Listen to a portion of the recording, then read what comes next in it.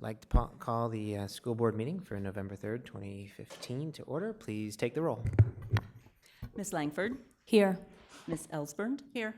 Ms. Anderson? Here. Ms. Caldwell-Johnson? Here. Mr. Barron? Here.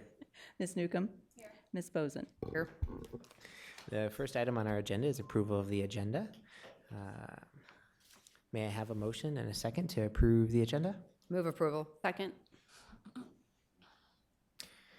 We have a motion from Ms. Bozen and a second by Ms. Ellsbernd. Please vote.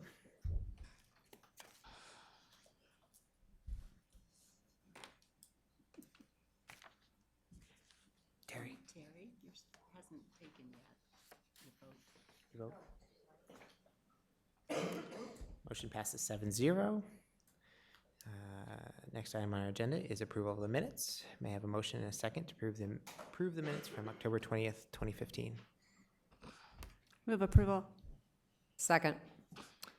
Motion by Ms. Ellsbernd and a second by Ms. Bozen. Please vote. Motion passes 7-0. Next up, district recognitions. Dr. Ahart.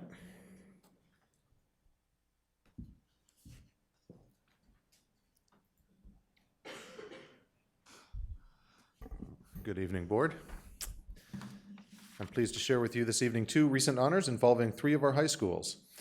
First up, students from Des Moines and across the state gathered at the University of Iowa last week for the fall conference of the Iowa High School Press Association. In addition to this being a learning opportunity for student journalists, the conference presented the Emerging Journalist Award to 10 recipients. In a way, this is the equivalent of an all-star team of Iowa's best writers and editors at our student newspapers and yearbooks. I'm very pleased to announce that 3 of the 10 emerging journalist honorees attend Des Moines Public Schools. Our congratulations to Tana Jones of North High School, along with Emma Kinney and Shira Burton of East High School. I'd like to invite Tana, Emma, and Shira, along with their teachers, Natalie Niemeyer from East and Jennifer Dryden from North, to please come forward to share with us a little more about this honor, as well as the good journalistic work you are doing at North and East. Come on up.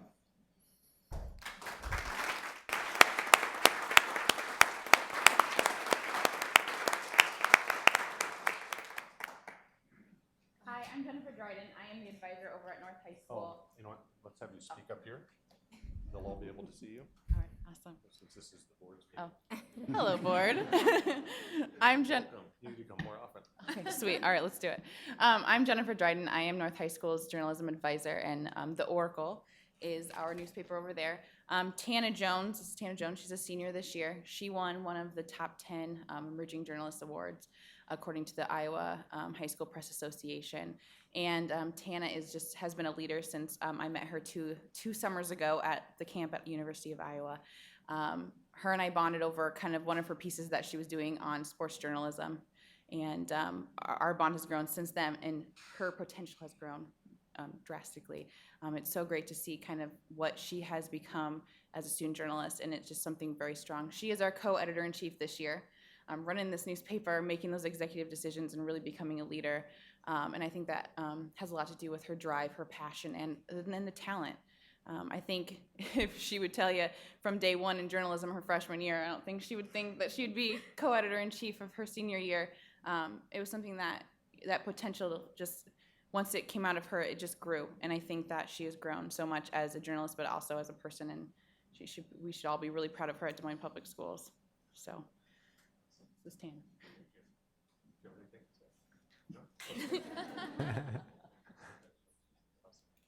Hi, my name is Natalie Niemeyer. I'm the journalism advisor at Des Moines East High School, and this is Emma Kinney, our emerging journalist. This is her 2nd year on yearbook staff, and this year she fills the role of co-editor-in-chief with 2 other students, and then she's also the design editor. Emma has put together one of the best design packages that our yearbook has ever had in the last 5 years that I've been there. And she worked really hard this summer at the Iowa Summer Journalism Workshops, putting together all of that to make the yearbook a success for our school. She's also a swimmer, and she's a manager for the boys swim team. She's a Scarlet Ambassador, and she's just a really good representation of East High School. So this is Emma. And then Shira couldn't be here tonight. She has to work.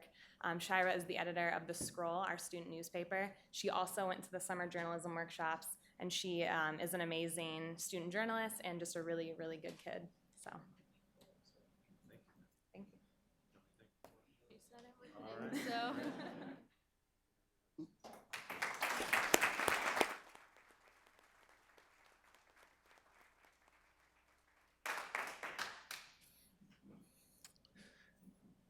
Next, as you all know, when it comes to science and technology education, Hoover High School has not only been a leader within our district, but really a leader for the entire state. From the creation of the STEM Academy to the launch this fall of their distinguished lecture series, Hoover has provided students with unique and innovative STEM education opportunities, from specially designed learning spaces to interactions with leading experts in a variety of STEM-related fields. Hoover's efforts will continue to grow thanks to the news late last week that they are the South Central Iowa recipient of the Governor's STEM Advisory Council's BEST grant. This grant will expand opportunities for students at the STEM Academy, including more engagement with businesses, scientists, and universities in the various STEM fields. Here to share with us a little more about what this grant means for Hoover is Principal Cindy Flesch and School Improvement Leader and Director of the STEM Academy, Maureen Griffin. Yes, and Professor Corbin Z, one of our partners from Grandview University. You will find in front of you, board, a handout, and there's also going to be a presentation that you'll see on your screens. Come on up.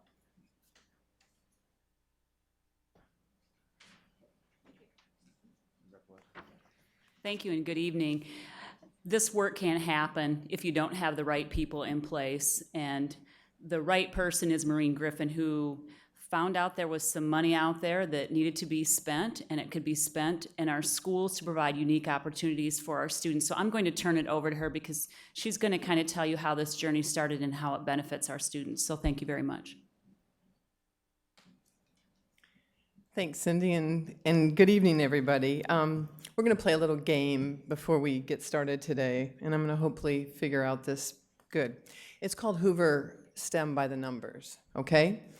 And it's a pretty easy game. I just need one of you to choose a number, and you're going to learn a little bit of a history about Hoover STEM before we get into this BEST grant, okay? I think we should probably hear from our new members. Deanna, do you want to choose a number? Okay, I'm going to try to do that. How can I do that? How can I choose 279? It's your game, Smarty. Yeah. There you go. No. Oh, We just need to make it, there you go, Tom. Way to go. We got lucky, though. That's the first one. 279. Deanna, 279 represents the number of total students in the STEM Academy, as well as the teachers that are members of it at this point. It spans grades 9 through 12. Interestingly enough, it's representative of our population at Hoover. We focus on bringing kids in that equal the way our demographics look. And what's really kind of cool right now is we started out with a 50-50 male-female ratio. We now have a 51-49 female-male ratio in that 279. Okay? Let's see. Heather, you're a new one, and I'm going to try to get the number you want. If you wanted to pick 4, it would help me. You know what? I was actually going to pick 4. Perfect. Well, interesting, Tom. It's your turn. Oh, look, it just happened. 4. Heather, it's interesting you should pick 4 because 4 represents the 4 unique experiences that the Hoover STEM Academy students get, okay? So you see these kids come into the STEM Academy and they don't look a lot different than anyone else at Hoover, but there's something really special happening with them. So from left to right, you'll see there the pictures. On the left, you have Teacher PD that is focused on what is a STEM learning environment. What does it look like when you walk into those rooms? How does it feel different than another room across, the district? The second part is what Tom had mentioned earlier with the Distinguished Lecture Series. We just started that this year. We also have a speakers bureau that comes into our advisory time every single Wednesday. All 8 advisories have a speaker from the community that talk to them about their journey, about how they got to where they are and why they're doing what they're doing. That's only the STEM kids that get that. The redesigned spaces, that was the other grant that we received 2 years ago from the Governor's Council. And we focus on that. The different type of learning that happens in these environments doesn't necessarily happen as easy unless the space is conducive to the work you're asking. And the last thing is a special identity. You see the kids in their Hoover outfit, their STEM outfit. they have an identity and a recognition that they get through this academy experience. Okay? Natasha, you're new, right? What looks like your favorite number? Oh, no suggestion. I hope it's 52. Oh, look at that. 52, yeah. Oh, 52 represents the first group of STEM Academy students. In 2012, this started, okay? And you wonder, why did it start in that year? We noticed from the group of Meredith students that are coming into Hoover that we had a pretty special group, that a conventional ninth grade pathway wasn't going to serve their needs, and we needed to do something different. So we figured out this is something systematically that we can offer year to year, but that group in 2012, who are our current seniors, was a pretty unique group that forced us to do something different. So that's how it got started. And Rob, since you're the only guy there tonight, doesn't 20 look like a good number? Oh, that's exactly what I was going to. So 20 represents currently 20 of our current partners. We can't do this alone, and we do have a lot of great partners that provide their people to us for the Speakers Bureau. They're providing opportunities outside of us, and that's just a few of them for you to take a look at. And Terry, how about you? You want to pick a number? God, what a good choice, Terry. Thank you. That's why we're here tonight, okay? $25,000 represents what the governor offices gave us. What's really cool about that, though, is what got matched, okay? We not only got in-kind donations, but we also got real money. The total of this grant is actually valued at $90,000. I have Corbin Z here tonight from Grandview, who's going to talk a little bit about their portion of this grant. But we've got three different aspects to it. It was the best grant stands for businesses engaging students and teachers, okay?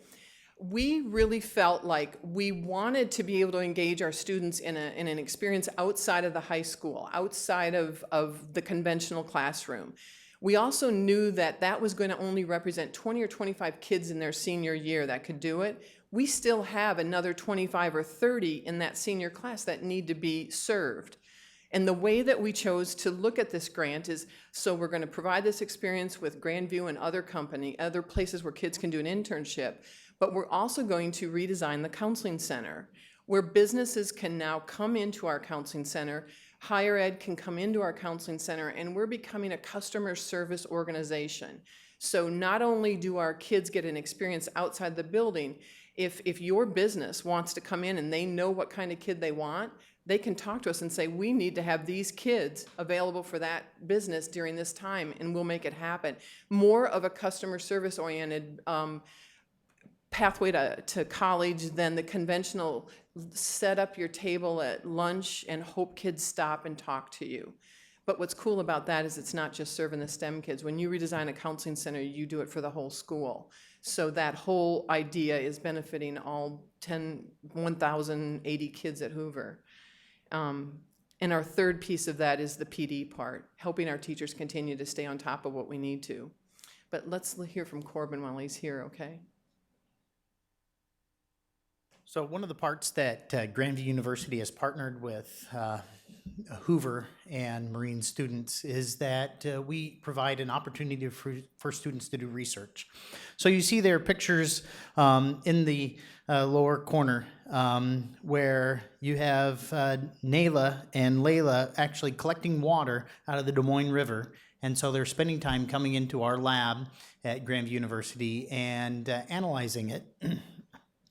Excuse me, and just running tests. So we're monitoring it over the course of the semester, trying to figure out, are there any particular trends with temperature, pH, et cetera. They're learning how to use the instrumentation that we have, and so they're getting really great hands-on experience on how to set up an experiment, how to analyze the results, and we're requiring them to write up a really cool big paper at the end of it.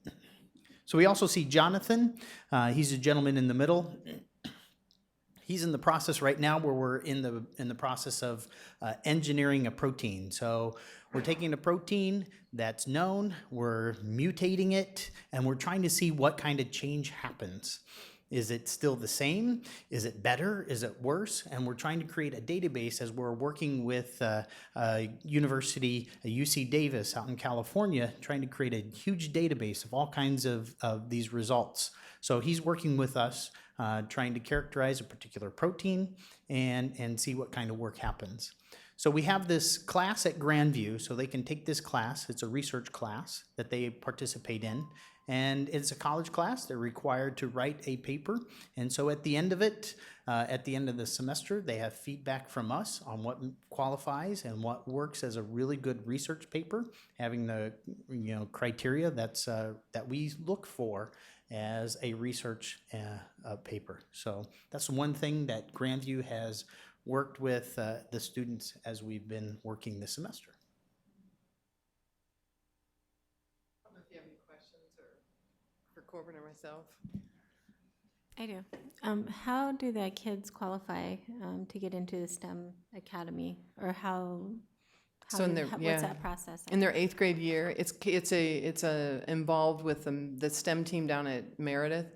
They're also already looking at them in 6th grade, and they're already feeding me information. But by their 8th grade year, we bring together the math, the science, and the design teachers, and we decide what's representative. I want it to look just like our school, and we go through and I limit them to 50 people if I can. I end up usually taking a few more, but I want 50 people out of that incoming class. And they're And then they're supported? invited in, and the parents and them they come for a meeting, and they're invited to come in, and that's the end of it. So then what happens? What's special? Nothing really. I hate to say that out loud, but they get in a STEM advisory with kids like them, but other than that, they are put into classes that are consistent with the IB, the MYP path, so they have continue a design class, whether that be in engineering or in the wood shop. They continue on. We place them in the appropriate science, the appropriate math. We work hard to place those kids exactly where they need to be. And I think the big benefit is what we do with teachers, to be honest, at that point.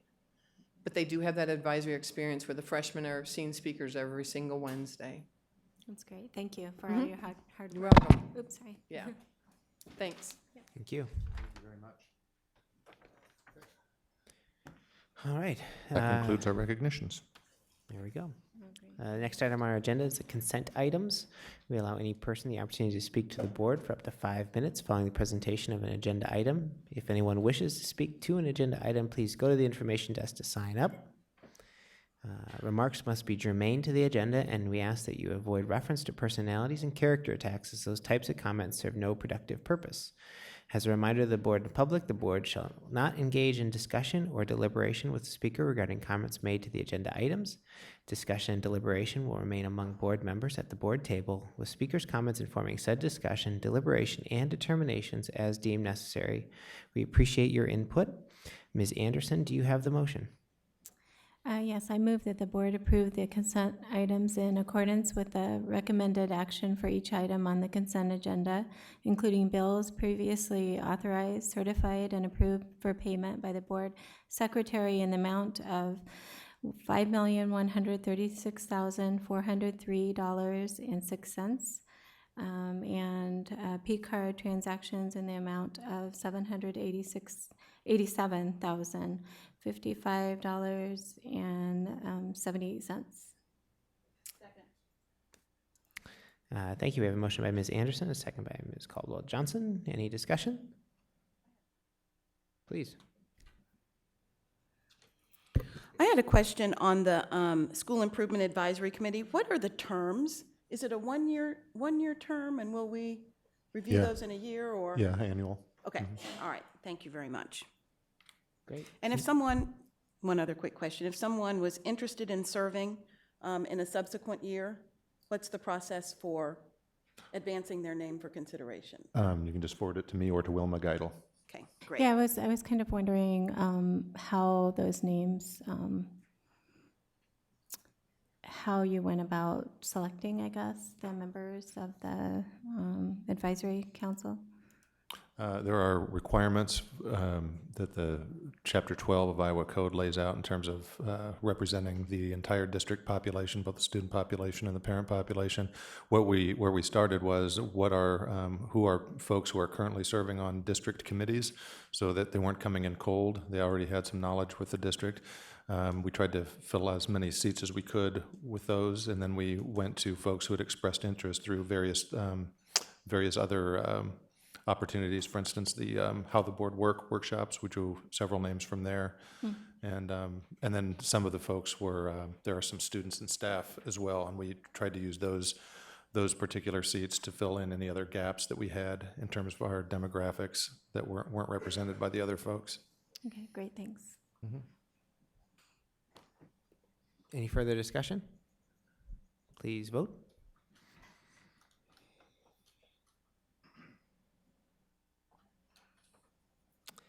Motion passes 7-0.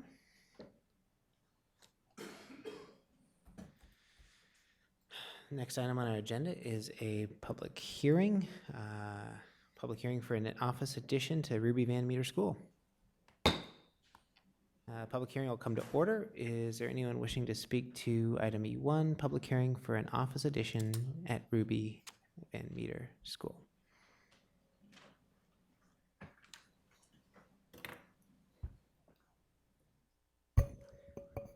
We have no speakers.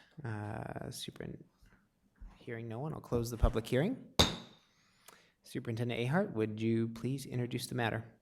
I recommend the board review the proposed plans and specifications prepared by Wells Plus Architects for an office addition at Ruby Van Meter School. Hold a public hearing and approve the plans. May I please have a motion and a second to approve? A I'll move motion. approval. Oh. Oh, sorry. Sorry. Motion by Ms. Bozen, second by Second. Ms. Anderson. We have a presentation. Mr. Good? Yes, we have a short one.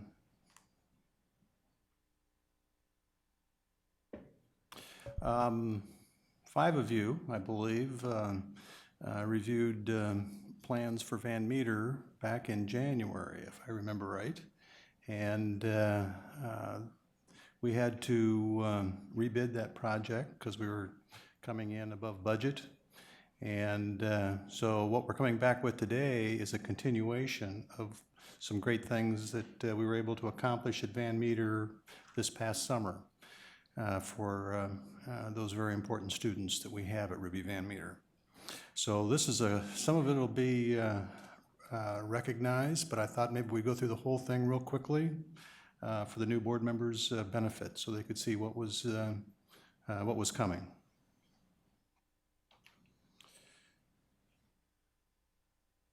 This is an overall site plan of Ruby Van Meter, and the base bid includes on the north side of the building a new administrative office area here, which will be the new main entrance for Ruby Van Meter. This will be new construction here for parking and access to that main entrance. This shows you more detail on the entrance area. This would be the secured entrance, vestibule, and the entrance point for visitors to Van Meter to be identified before they can go in other areas of the building.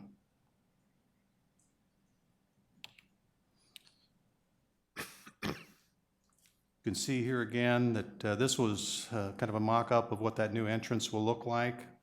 That canopy will be over this area here. And again, people will enter this door and be recognized and buzzed in, and then we'll go into the school this way. Principal's office, some conference space, some other support offices, a new ADA compliant nurses area here, as well as a new kitchen area.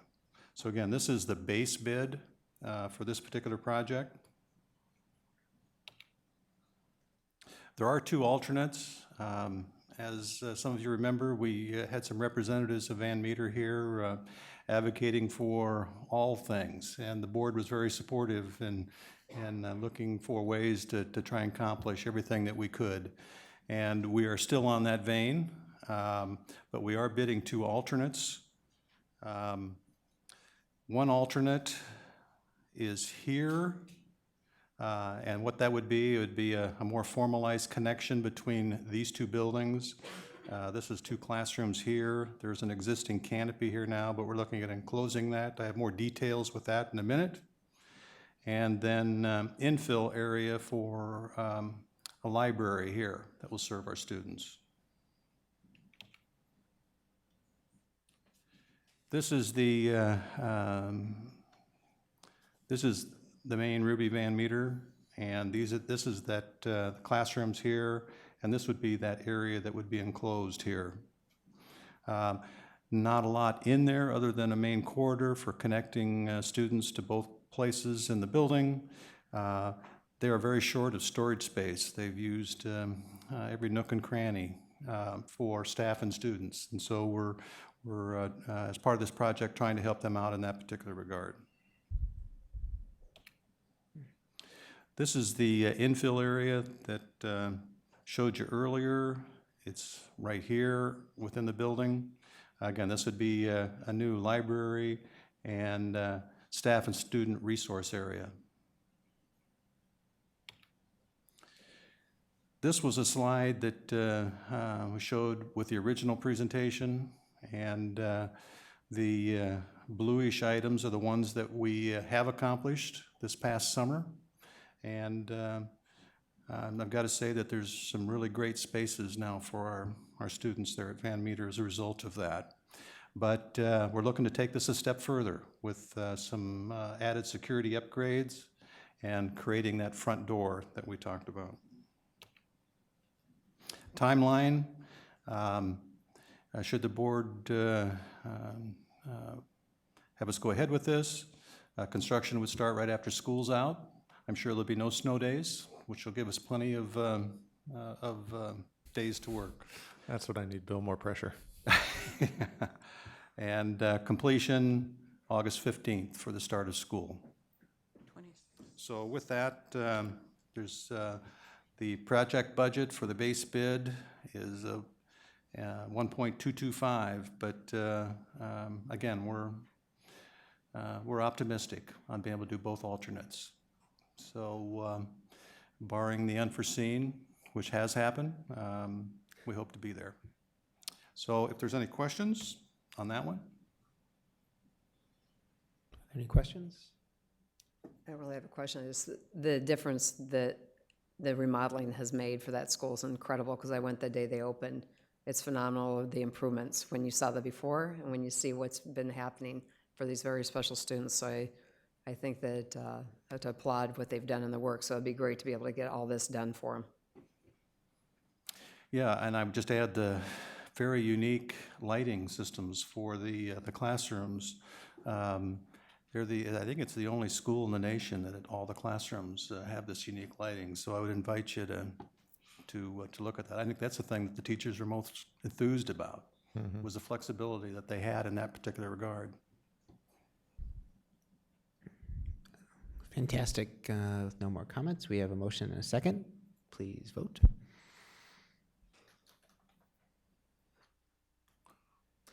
Motion passes 7-0. Next item on the agenda is item E2, a public hearing for an entrance and office renovation at Madison Elementary.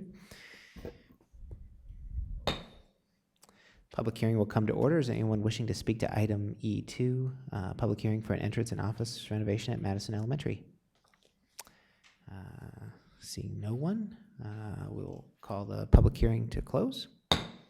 Dr. Ahart, would you please introduce the matter? I recommend the board review the proposed plans and specifications prepared by Studio Melee for an entrance and office renovation at Madison, hold a public hearing, and approve the plans.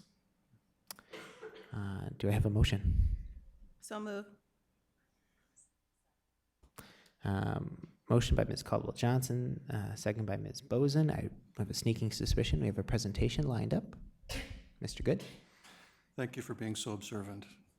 The, yes, we do. And normally, many of you remember we have kind of a posse approach to these. And because Van Meter had been kind of presented before, and Madison is a much smaller project to optimize people's time, I thought that I would rough this one tonight. So with Madison,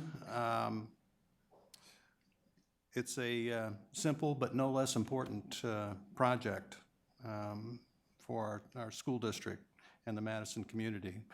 The issue at Madison is that their current office area, this is a floor plan, up would be north.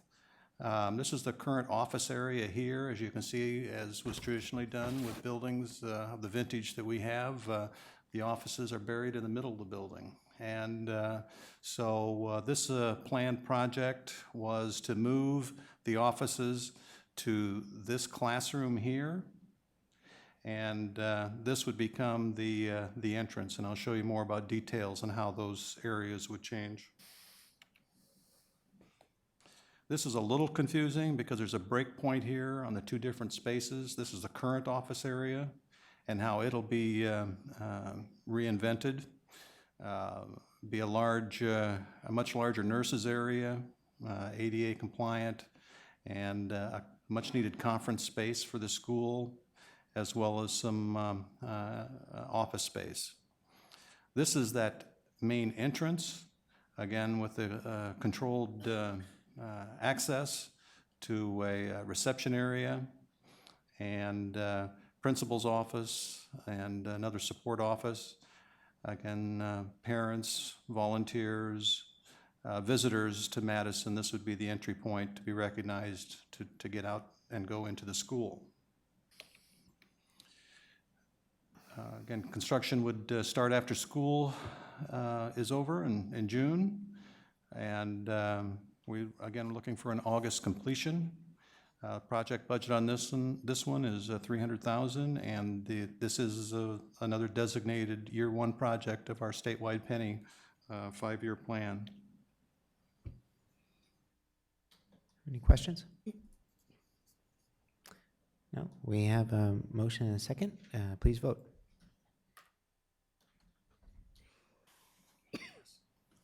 Motion passes 7-0. The next item on our agenda is a public hearing for the renewal of the instructional support levy. Public hearing will come to order. Is there anyone wishing to speak to renewal of the instructional support levy? Hearing no one, I'll close the public hearing. Dr. Ahart, would you please introduce the matter? I recommend the board hold a public hearing on the resolution to continue participation in the instructional support levy. Following the hearing, the superintendent recommends that the board move to take action on the resolution to adopt the renewal of the instructional support levy for a 5-year period commencing July 1, 2016 through June 30, 2021. Do I have a motion and a second? Second. Motion by Ms. Caldwell Johnson, a second by Ms. Anderson. Do we have a presentation? No. No. All right. Any questions? Discussion? Hearing none, please vote.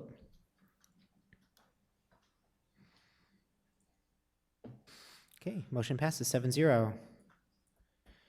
The next item on our agenda is item F1, Budget Development Timeline for fiscal year 2017. May I please have a motion and a second to approve item F1? Motion by Ms. Caldwell Johnson, second by Ms. Bozen. Do we have a presentation? No, but I want to talk a little bit about it. For most of you, this is something normally we kick off the budget development process with. The timeline, where I start with is the end and kind of work backwards. And so if you look at the timeline, basically there's some critical key dates in there. And the critical key date for me is April 15th. That's the date we have to certify with the county, because that's when our tax rates are set. And we also have a number of normally 2 or 3 what we call public hearing, public forums, where we actually either schedule it at various sites around the city and so forth. But the big piece here is I want the board to take a look at it in terms of, you can sort of set your calendar by this calendar basically, because from time to time, although I have not set particular work sessions, if the board, after reviewing the calendar, see a need for more or less, then this is an opportunity to get those things scheduled in there.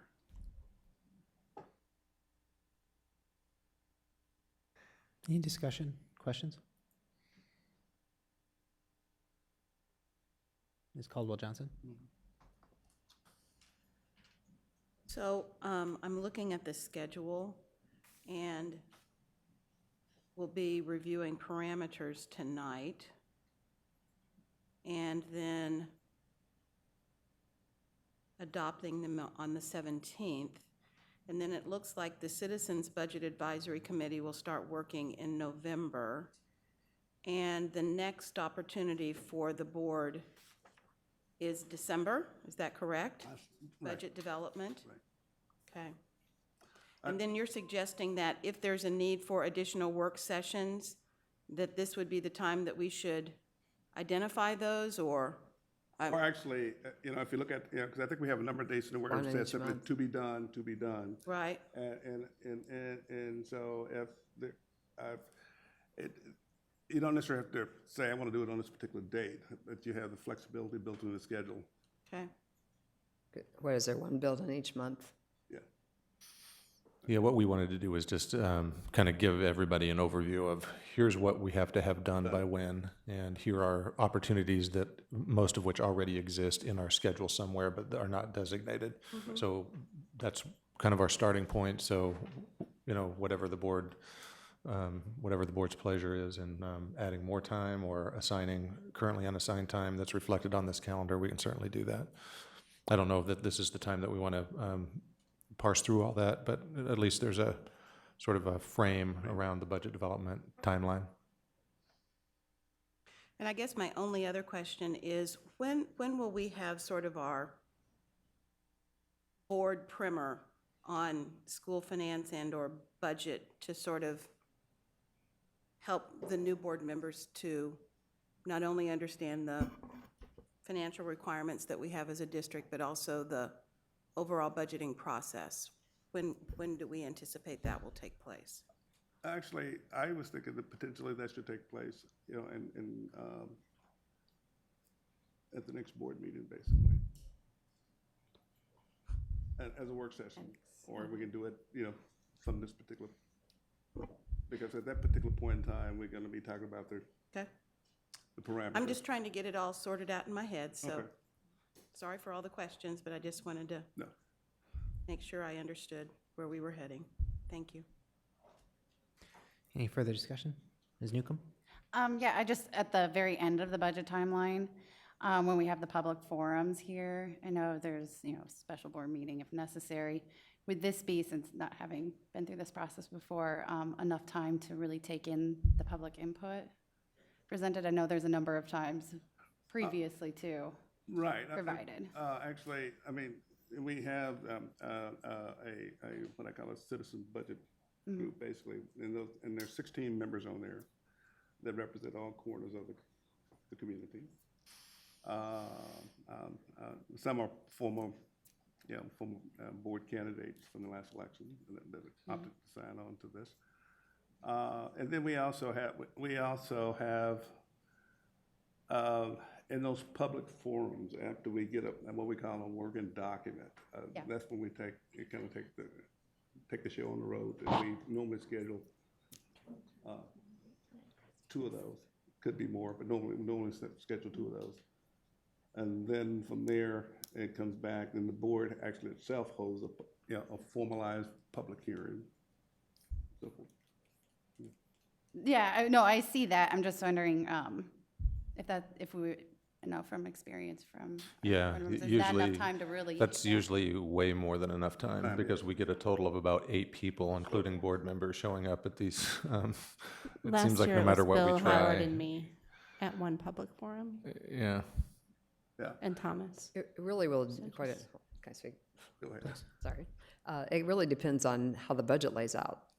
If there's no cuts, if it's a pretty steady budget, that's what drives people to come. And even when we had a huge budget year of reduction, if we had 50 people, it was usually 20 people, 30 people, very few. Because you also have your board meetings too. It's not just the forum, they can come to the board meeting and speak. So it's a matter of, those are some of the, just from past experience, just to go over, it kind of depends on where the budget is.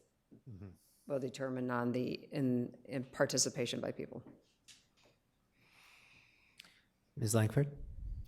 So just a clarifying question, as a board, we're deciding when we're scheduling our work sessions to go over district finance. So he's laid out a timeline, and we're, as a body, discussing when we're going to do those in-depth work sessions. We're not, yeah, I think that's a fair question. We don't have to decide when we're going to do the work sessions this evening. We're agreeing to the timeline as Thomas has presented it, which is really hard, mostly just at the beginning and the end, with a lot of flexibility in the middle. And we have some flexibility as a board and as board officers to schedule additional work sessions, or to also use those work sessions for different budgetary purposes, like bringing in different speakers or things like that. And we can, we have still, I think, plenty of flexibility to do that. The most important thing is kind of agreeing to the timeline that gets us to where we need to be by when we certify the budget in April. Please. Then my only comment would be, I would assume that you all may feel similar, is that if we could schedule some sort of like 101 district finance session. I know I've asked Thomas Harper on my own, but I think as a collective body, it would be really helpful to be able to bounce ideas off one another and ask questions collectively before, the next couple months. That would be really helpful. I think that we have, we can expect to have that in the next couple weeks. Awesome. Thank you. Thank you. It's also one thing, if people are going to go to the School Board Association, any of those conferences, they have a one-on-one too. Not that we won't have ours, but it's also then you can see it from how they present it. And sometimes the same presenters are presenting to us, or we've had, but if you go to any of those conferences too, that's another way to even hear it again. So kind of refresh. Thank you. Ms. Newcomb. Sorry. Since you brought it up, I guess, I'm sure there's a pretty set way of advertising these forums and things. I know there could be a low turnout. I mean, it's a really exciting topic, but is there a way maybe we can try to encourage people to join in? What we do, I mean, we make use of our website. We actually, in the regular newspapers and so forth, and outlets. Social media and so forth. I think Connie hit the nail on the head, basically. It depends upon whether there's anything controversial. I mean, whether we're doing something different than we've done in the past, or whether there's some significant changes. I will, sit here and tell you now that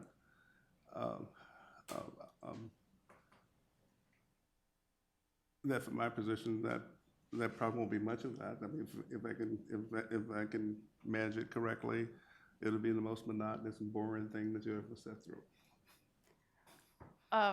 Sorry, follow up to that. Does something go to the PTOs, PTAs, and the union, and then just automatically through that process? Yeah. Okay. Thank you. We do. I mean, I think it's probably one of the strengths of our process.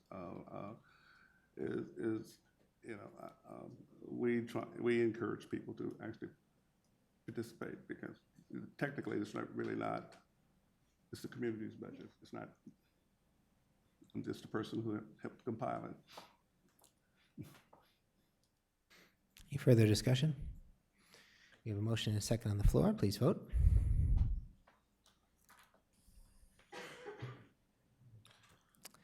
Motion passes 7-0. Thank you.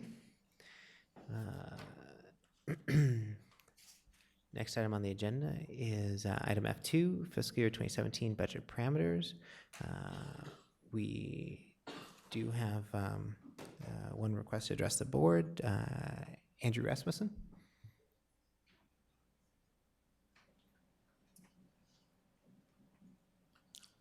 Thank you.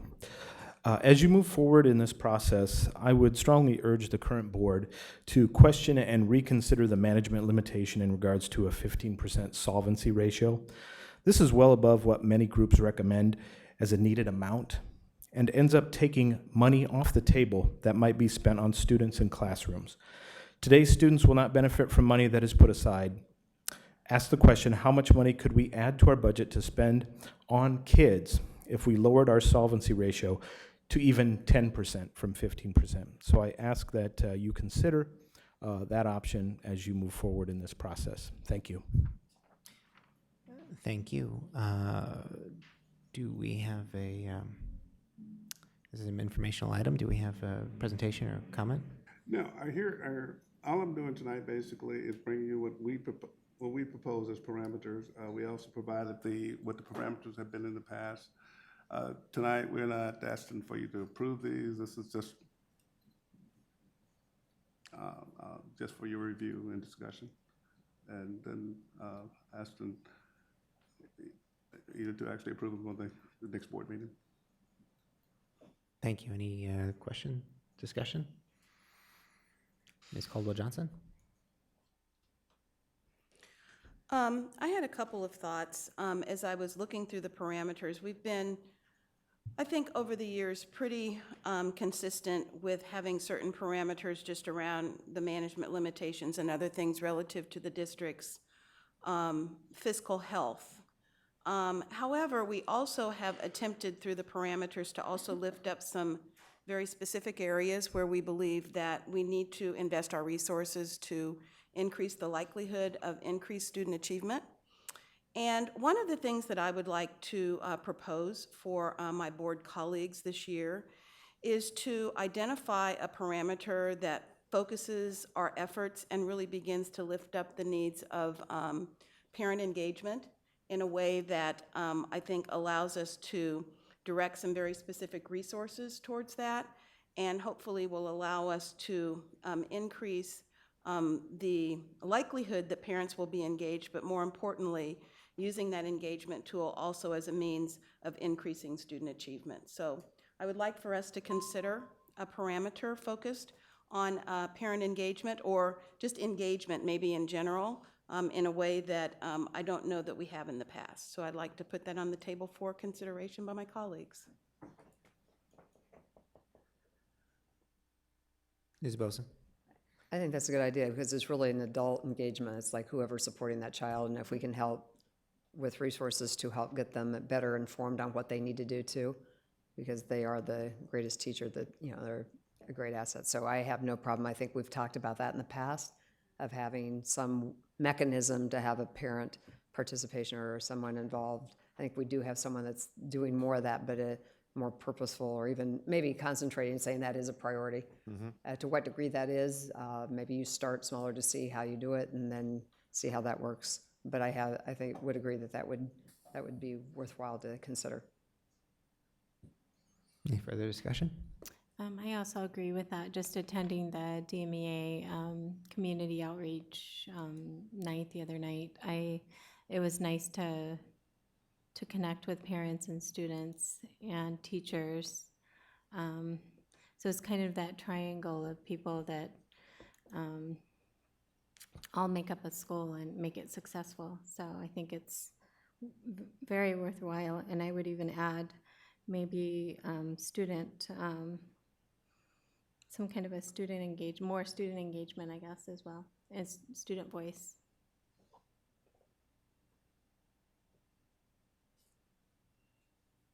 Any further discussion? So this comes back then? Yes, this will come back for action on the next board agenda.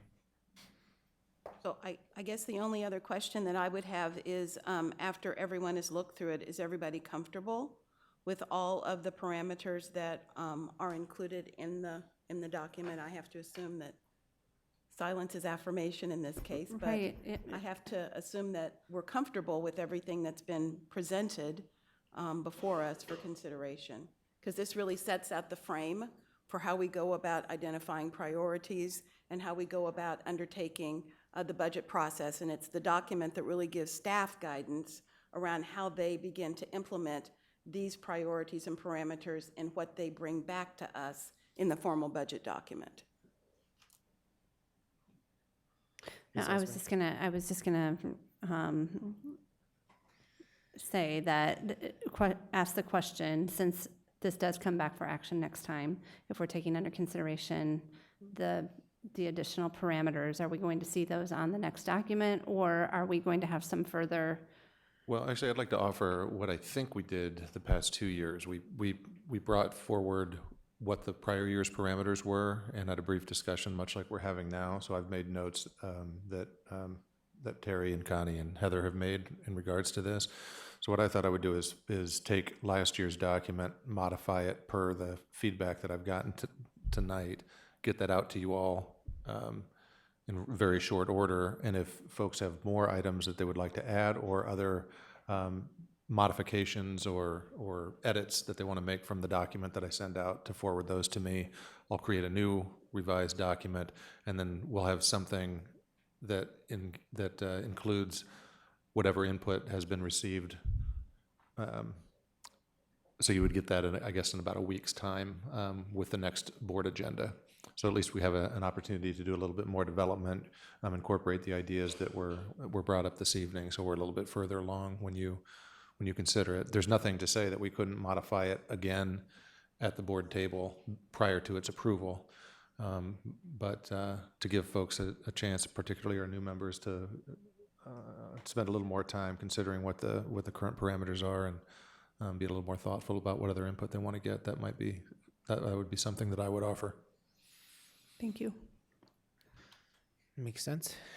Any further discussion? Ms. Langford?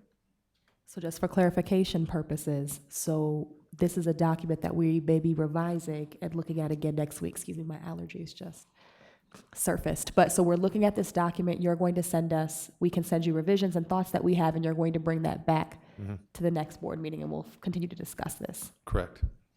Okay, so we're approving this, but it is an evolving document. There's no action. Not approving anything. This We're time. not approving anything. This is It's just for it's information. information tonight. Okay, thank you. Okay, and I guess I have just one more question. The question that Mr. Rasmussen brought up with the 15% solvency ratio, would that be something that we would also be talking about, or is that something we don't worry about right now? Well, that's one of the current parameters that we're working under. I think if we can get, we have the intention of having Larry Siegel and perhaps somebody else as well, who maybe speaks more slowly, to provide, I think Terry called it School Finance 101. That'll help set some more meaningful context for those of you who've not dealt with this process before. And we could certainly have that prior to having to make any decisions on approving the budget parameters, to better inform that discussion. Well, I guess I would like to know what the difference is between 10% and 15%. I mean, I don't know what the number is, but. Go ahead. Oh, and I was going to say, just and some context behind what the solvency ratio is and why it's important, and some of the information that we've gotten in the past and what that means in the context of what the gaps in our daily operational budget and what that needs to cover as well. Right. Any further discussion? Okay. Thank you. Next item on our agenda is item F3, High School Math Monitoring Report. May I please have a motion and a second to approve item F3? Move approval. Motion by Ms. Boson, second by Ms. Langford, and we have a presentation.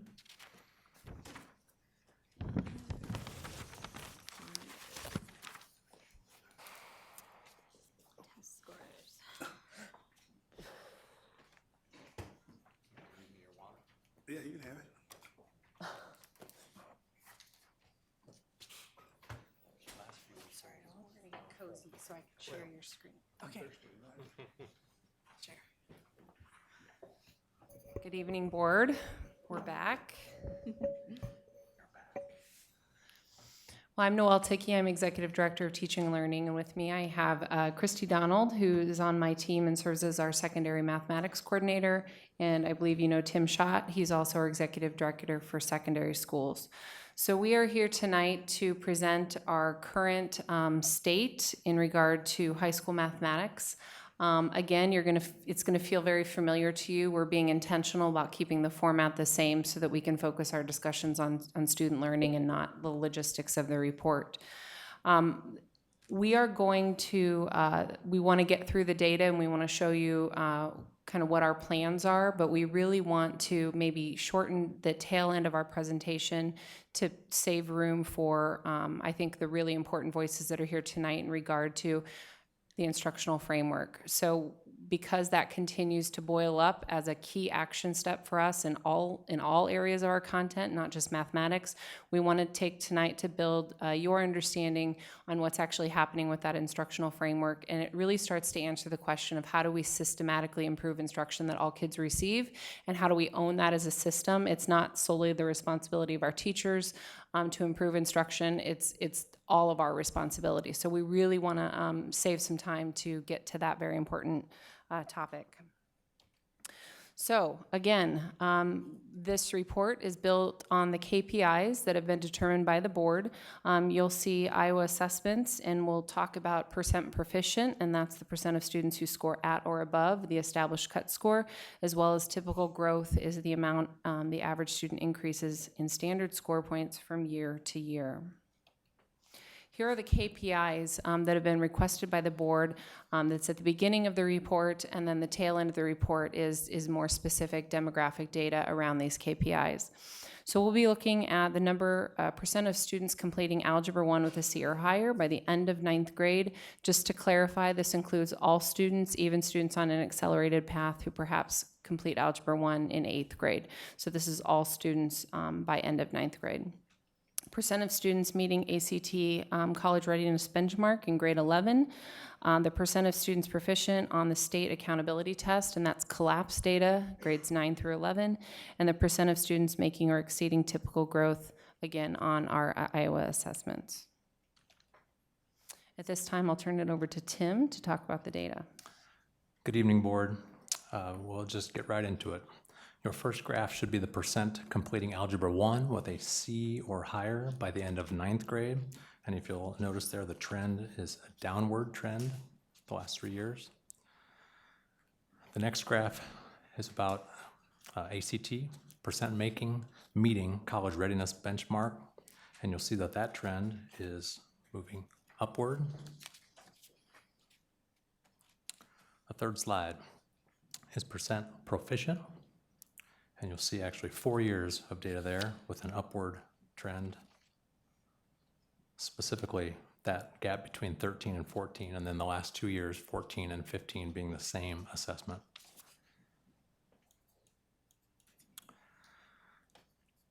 The next graph illustrates percent making at least typical growth. Again, we are not going into explaining all these terms because we've done that so many times the last few reports. So. But it's important to note that the data that can be compared meaningfully here are the 2013 data and the 2015 data because of the change. So that's an upward trend as well. Then there's some support data, some of which came from questions you've asked us in previous reports. So I'll lift up just a few items here, and then I'm sure you'll have some questions for us. The first is, again, a little deeper dive into percent completing Algebra 1 with a C or higher by the end of 9th grade. And as I indicated earlier, that trend was downward, and you can see the specific demographic implications there, which are unfortunately and negative in almost every subgroup. The next graph is percent meeting mathematics college readiness on the ACT. This is mixed with mostly upward movements. However, I need to point out that the African American and multiracial subgroups are trending in the wrong direction the last 2 years.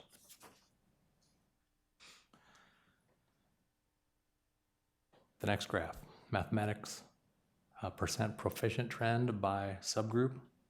There's an upward trend in this graph which mirrors the earlier data. However, you'll notice if you look closely that does not include every single subgroup. There are a few that are not moving upward. The next graph, percent making at least typical growth trend by subgroup. Again, these are the years that 2013 and 2015 can be meaningfully compared. And there is an upward trend between those two data points for our students and involves nearly every subgroup. Now we need to break more specifically into the African American subgroup. We've brought this data to you every single time, noting the change in ELL and free and reduced eligibility and where those two intersect and what that means for proficiency with African American students. And so you'll notice there's a downward trend for African American students overall and an upward trend for ELL students eligible for free and reduced price lunch. The Hispanic subgroup, on the other hand, is an upward trend. And I also want to point out that there's a large increase in the ELL percentage of students not free and reduced eligible. Going quickly, I hope I'm not going too quickly. The Asian subgroup. Looking closely at that, you'll notice that there's an upward trend in nearly every category with our Asian students. And lastly, we've been bringing you the number of students reaching advanced levels in mathematics on the Iowa assessments. And overall, if you'll recall, over the middle school and high school reports so far, this trend has been moving in a positive direction with more and more students reaching advanced levels in mathematics. And you'll see that here at high school, we mirror that trend mostly, but not as dramatically as in some of the other student populations, but also not in every subgroup at the high school level.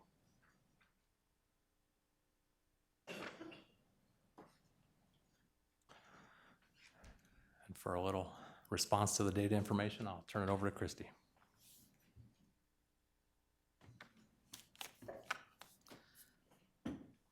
So the first three are going to look very similar to ones that we have shared before. Back to the middle school math one, and I know shared with the literacy, which focus around our district work. So they continue to strengthen core classroom instruction that all students receive through the implementation of the instructional framework, which is a big focus that you'll hear more about this evening. School leader development with the Wallace Grant and a renewed instructional coach program focused on teacher development.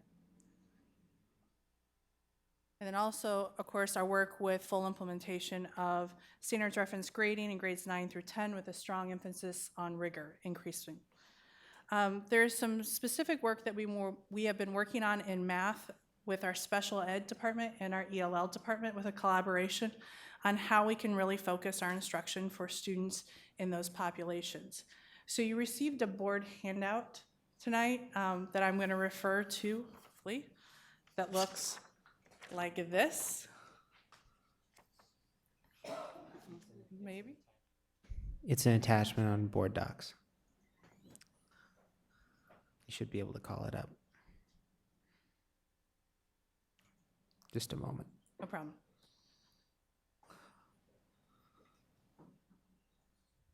Yes, that's the one. This is an example of the work that we have been doing in collaboration between the departments in really helping teachers to focus and target their instruction to help accelerate the growth for students, our ELL learners, and our students in special education math courses. When we look at identifying what students need to be able to do to graduate from Des Moines Public Schools, they need to complete at least Algebra 1 or higher. So with that as our goal, we really looked at how can we help teachers identify areas that they need to work on with students and accelerate that learning. So what you see is a document that gives a framework to teachers on the instruction that they need to focus on for skills for success in Algebra 1. So this is just one of the topics that teachers focus on with students. And we actually start with an assessment to help identify those gaps. So we start in the specific areas and gaps that students have, and then continually move them forward. So this is a newer framework this year as we've been working with our teachers in ELL and special ed to help target instruction specifically to where students need and accelerate their growth. So I wanted to show that to you so you can see conceptual understanding of fractions is one of those areas. It's important for students to have that understanding of fractions as they apply to algebra and upper level mathematics later. And we broke it by step. We wanted it to be very focused on this is where you're at this point in time, and we're going to continue to move you forward until you have all of the complete understandings of conceptual understanding of fractions. You will see a little bit of our standards reference grading language there with the level 3 and the level 2 so that teachers can give appropriate scores in our standards reference grading. Then teachers also have aligned materials to this framework to help them provide the instruction to students. So that has been a large focus for us, especially in high school mathematics in those populations. In intervention, we're continuing to work with high school as far as intervention in mathematics. So Alex will also be our software that we continue to focus to use in intervention. That's that computer adaptive software that we have started to use in middle school as well. Really tailors to where the students are and helps them focus on what they're ready to learn and start closing those gaps. Also with the Common Core, Iowa Common Core, there's a refocus and emphasis on the mathematical practice standards that I spoke about with middle school mathematics, where we're looking about how are we learning math. It's working on perseverance and problem solving. It's working on using the appropriate tools. It's listening to each other's judgments and arguing back using mathematics. So all of those skills that students need as they continue to work on learning mathematics. Also a focus of using meaningful distributed practice and problem-based instructional tasks. So meaningful distributed practice, the nice thing about using some of our adaptive software is now we have data at our fingertips to find out where do we need to use the meaningful distributed practice on certain skills? What are those things that we need to hit on a daily basis to help increase the students' knowledge in those areas? The more we work with some other software, the more data we have to be able to make those decisions. Problem-based instruction really looks at how can we look at those deeper real-world problems and have kids dive into those and learn their mathematics through those problems. And then the last is the Tier 3 math courses in our high schools. Power Algebra and Algebra and Geometry Foundations are courses students take concurrently with Algebra and Geometry to provide further support and continue to work on foundational skills. So those are some different layers that we provide supports for kids as we're trying to increase their achievement in high school math.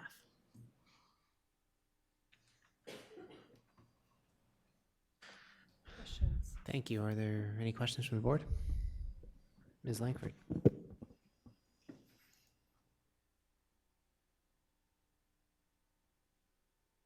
Yeah, I have a couple questions. So a lot of the solutions and interventions that have been put in place, these are all fairly new, correct? So are we in the first or second year of implementation and concerning standards reference grading and Marzano's and the district's focus this year? It depends on the initiative. So SRG, we're going into our second year in high school. This is the first year for the ALEX software that we've discussed, and it's the first year for the instructional framework. The algebra, the Power Algebra and the Algebra and Geometry Foundations has been in place for a couple years. So it varies depending on the strategy. Sure. And so obviously time will tell. Correct. Give us some more insight. But I don't think I can sit through the meeting without, specifically asking, particularly when we're looking at our subgroup data, if you all have any insight as to what factors, I mean, we're seeing improvement, and obviously improvement comes marginally in all of our subgroups except for our African American students. And so I'm just wondering if you all have any insight as to what's happening on a broad level.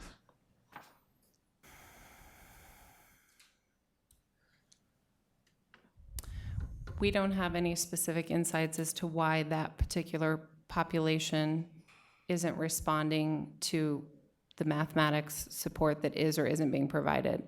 So continuing to strengthen core leading up to high school has to be our strategy. Improving opportunities for multi-tiered systems of support. So as soon as a student starts to struggle, we have a place to catch them versus waiting for that gap to widen and widen and widen until they get to high school. And we're talking about closing 2, 3, 4 years gaps. So as far as an immediate response right now for our African American population, it's continuing to build that support structure to do everything we can, but more importantly, focusing on how do we prevent this from happening in the first place. And so that's really where our energy is going, is that preventative measure versus the reactionary measure, which is kind of what we've been living in for a couple years, of how do we catch these kids that are already behind. We have to at some point shift, which is what we're finally doing this year, to say how do we improve that core experience that all kids get so that we're not constantly living in response mode. Because we can't intervene our way out of this. No district across the country can intervene our way out of our achievement gaps. It has to start with a strong core. And that's where our energy has to be. Thank you. And Deanna, I guess I would just add that, another element is investing in our leadership capacity around instructional leadership skills. And Wallace is helping us with that, and we're only in year 2 of that effort. But I absolutely agree with Noelle that those skills are not going to be in the area of how can we intervene better, how can we provide better interventions, but mostly we're driving towards how can we raise the quality of Core 1 instruction and help build and support our teachers with a growth mindset around instructional improvements for all students, believing that will pay dividends for everyone. And I do want to reference the Algebra 1 with a C or higher course completions. My hypothesis is with the inception of standards reference grading in 9th grade last year, we knew going in that our A's were diluted. And we had a pretty strong evidence of that. Mm-hmm. So by raising the expectations and holding kids to a higher standard, we're seeing an initial drop in grades at the onset, which we expected. But not across the board. Not across, but as far as the grade being the indicator of performance. So when we look at our external assessments, that's a different conversation, but as far as our grade distribution goes in 9th grade Algebra 1, we did expect to see not necessarily a drop in achievement, but a drop in the grade that the student is being assigned because they're being held to higher standards. Sure. Does that make sense? It does make sense. Yeah. Yep. I'm just wondering, I know that we talk a lot about different initiatives that are targeted towards specific subgroups. So you mentioned really focusing in on our special education students, who I imagine oftentimes I would imagine, well, granted I haven't seen the data, I should probably ask you all if we're seeing students of color being represented in higher proportions than in our general population, but have we looked at or thought about specific initiatives, particularly around our math and our sciences, targeting African American students in the district? Not explicitly, to be very honest. Okay, cool. Thank you. Ms. Anderson? I have a question. I don't know that you know this, but maybe this is just something I'm wondering, what the typical class sizes are in the Algebra 1 classes district-wide, and I'm sure you don't have that data. We can get it for you. Yeah, I just wonder if we could invest more money into hiring more teachers to lowering those class sizes, if that would make a difference. I mean, I'm a teacher, I know that lower class sizes do make a difference. That might help maybe. We can get that data for you. Thanks. Ms. Newcomb?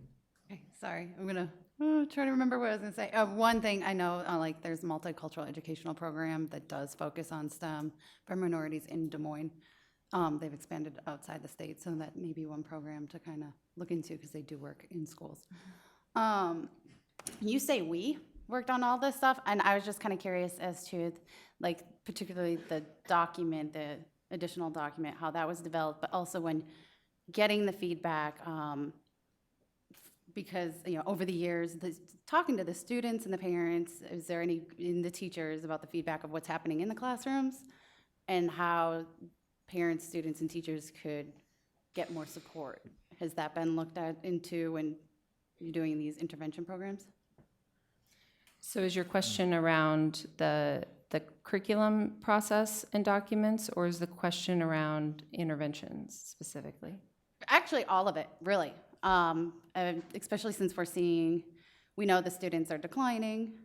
Have we spoken out and gotten feedback from them, as well as their parents and the teachers, what's happening in those classrooms? I know you said you weren't able to identify maybe specific situations that may have impacted the grading, maybe teachers in and out of a classroom or something like that. But has there been any efforts to getting those feedback from outside of? So one of the main drivers behind our work to more of a standards-based environment and reporting system is so that we can have better communication with not just our parents, but our students, so that they can see where they stand in relation to the goal at all times. So one of the strategies is absolute clarity as far as where a student stands at any given time, where their performance is. So of course, it's not going to happen overnight. We're 1 year in regard to high school. But that's really the goal of that system, is to open up those lines of communications, that it's that constant back and forth between the teacher, the student, and hopefully the parent, to know at all times where that student stands. Has the district taken account for any of that? A parent-teacher, teacher-student relationship is developed throughout the school year, but has the district itself reached out and tried to get that feedback and promulgate something, particularly since we can see this trend? You know, with students via the Gallup poll, Tom, maybe that's what you were just going to mention, but with parents directly, no, would be my answer. You look like you're going to say something. Well, I guess I'm wondering about the trend. We have seen a decline in the African-American population, but the trend isn't negative overall. So I'm not sure I don't want us to lump a whole bunch of things in together. Sort of being specific, I guess we'll be giving a parent poll, the Gallup poll, this spring, but I don't know, are you referring to specifically to feedback on algebra? Well, Or what? I'm not sure I'm I guess following what you're. It Because is we don't specific. have specific district-wide parent feedback on algebra, no. Okay, I guess that answers, that's too specifically to that, but is there a way that, we have a great system to communicate with our teachers, with our students, with the parents? Are we utilizing it to the fullest extent by getting feedback? My son's been doing the standards reference grading, he's in middle school, so I get that, but that's a relationship, I built with his teachers. What about the district utilizing that information that could be easily tapped into, I guess? Is that happening? The parent feedback has not traditionally been part of our curriculum revision work that happens, or our review of student performance on an annual basis. That hasn't been past practice. It doesn't mean we can't do that moving forward. That hasn't been part of how we've conducted business historically. But I do want to point out, to kind of piggyback on what Tom said, is while we certainly have some alarming trends that we're paying attention to and not happy with, I do want to point out that the overall trend, though, looking at mathematics over the past 4 years, we have seen some gains. So I don't want to send the message that it's doom and gloom. We have some positive trends. We have some alarming trends. We need to pay attention to those alarming trends, but I also don't want to discount the hard work that's happening with our building leaders, our teachers, our curriculum folks, our students. And so I just want to reemphasize that as well. Oh, absolutely. I don't mean to, I know people are working very hard. However, if we're not focusing on the downward trend, we're going to be ignoring it. Of So course, it's of really course. diving into it. And now I know about the parents. What about the teacher feedback? Regarding the downward trend? Actually, just generally speaking. Do you want to talk about our teacher feedback loop that we go through annually? Yeah, we work very closely with our teachers as part of the process. So there's a couple different layers that I work with. So I'll start with a lead team, representative of each of the schools, and we'll work together for some drafts. But then we will take that back to either through our building PLC time or through our district PLC time to provide all teachers an opportunity to provide feedback, and then we take it to final draft form. So there's opportunities for the teachers who are teaching it currently to provide that feedback loop as we continue to rework and revise. And even currently now, as we work on things, we work through our district PLC and them giving open feedback to me at all times. We'll use some of our technology with OneDrive and create OneDrive groups. And they are having conversations about feedback in that OneDrive group to keep everyone in the loop and having conversations about how to improve things for our students. And in terms of broader, not math specific feedback, we have the Gallup staff poll, and then we also have the Val Ed, which is more instructional leadership focused, that's completed by teachers related to their leadership, their school leadership. None of it math specific, however. No, that's all right. I had a couple of questions. Ms. Caldwell-Johnson. Oh, I guess it's on. Thank you for the report. I'm going to go back to the Algebra 1 with C or higher. And Nicole, you said that we knew going in that we had some diluted A's. Mm-hmm. So at what year will we figure out that we've passed the diluted A's, we've implemented standards reference grading, and we are really hitting our stride so that we know that the grade that is being given reflects the level of rigor and work that we're asking to be done? At what point do we feel like we're there? Because I think sometimes this data gets skewed because we're sort of going through that phased in standards reference grading curve. So it would be helpful to know sort of when we drop off of that phased in strategy and when we've hit our stride so that we can really look at this data and know what's truly happening. We're paying attention right now to trend data in regard to grade correlation. And so the challenge of that is we can only do that once a year because we have to correlate it to our IO assessments or our ACT. Whoops, excuse me. So we have noticed a pretty significant upward trend in correlation between our GPAs and our state assessments. So even 1 year in, we have some pretty compelling data that we're on the right track. But as far as when will we have arrived, I would say mostly what I'm hearing from teachers is it takes them about 2 years to kind of get a hold of the system, to try to calibrate the system, start to get some consistency. So we're hearing from teachers that it's the second year that it really starts to kind of make sense to them. But again, like I said, even after 1 year of implementation, our correlation has gone up significantly with the sampling from our high schools. And so what's the test of the measure?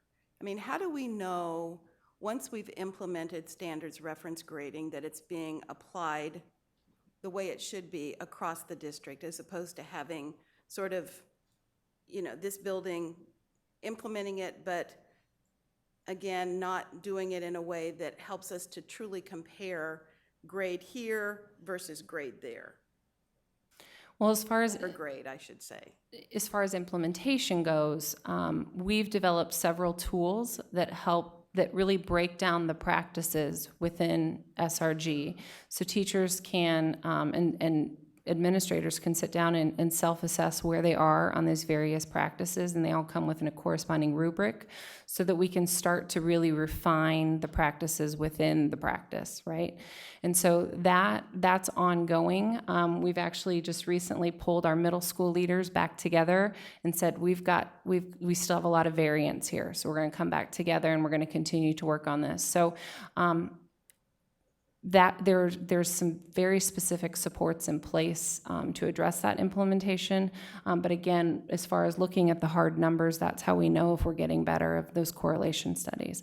And it'll be even more powerful when we have a high stakes assessment that aligns to our standards. Yeah, that was going to be my next question, so, Mm-hmm. okay. But at the middle school level, Terry, Corey Harris and I are talking about a very soon board report regarding middle school, and and can actually answer that question for you at the middle school level, where SRG has been in play longer, and that is we feel confident that we can start to share grade data at semester of this year from semester of last year, and really weren't comfortable doing that prior to this upcoming semester break, which unfortunately will be after we give the board report, but we can update you. It's okay, okay. And then I only have one other quick comment.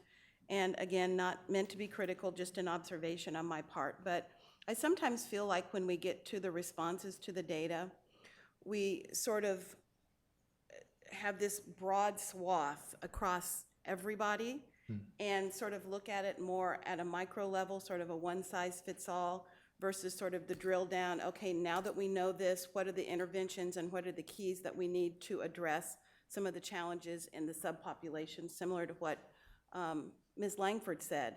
And it just seems to me that by the time we get to this report, hopefully next year, maybe we will have some more laser focus around those subgroups and those areas where we do have challenges. So we have a sense that there is a response to the data that tells us, based on everything we're seeing, these are the interventions that we think are going to help us move the needle much more quickly. I feel like we should have evolved to that point by now already, but I'm hoping by the time we get to next year that we really are going to be able to be more specific, as opposed to just sort of looking at everything at the macro level, trying to figure out how we really get to the lowest common denominator with some of those students that are really struggling, and identifying those key interventions that are going to be important for moving the needle with those populations.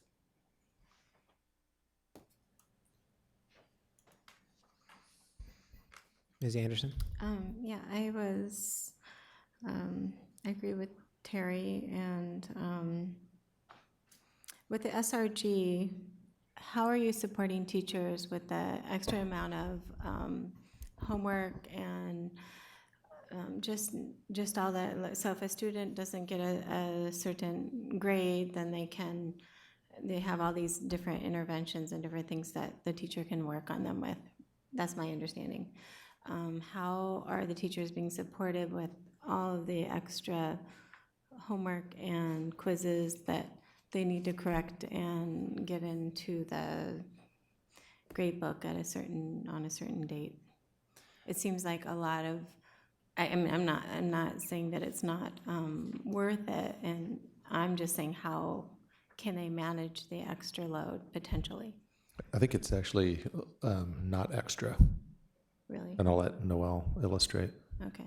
So one of the things that we're working on right now with our all of our teachers is there's a difference between retakes and multiple opportunities. And so I think there's a perception and a practice that sometimes exists where kids could just come in and redo, and then you're grading. Mm-hmm. So we've worked with, in our training specifically, with what we call stipulated second chances, where there has to be some relearning that occurs before there's another opportunity. And so then that puts a little more responsibility on the student as well to say, I have to invest some effort and some time, and I'll help you do that before we just reassess. And so that's kind of a misconception. That's not the way the model is designed.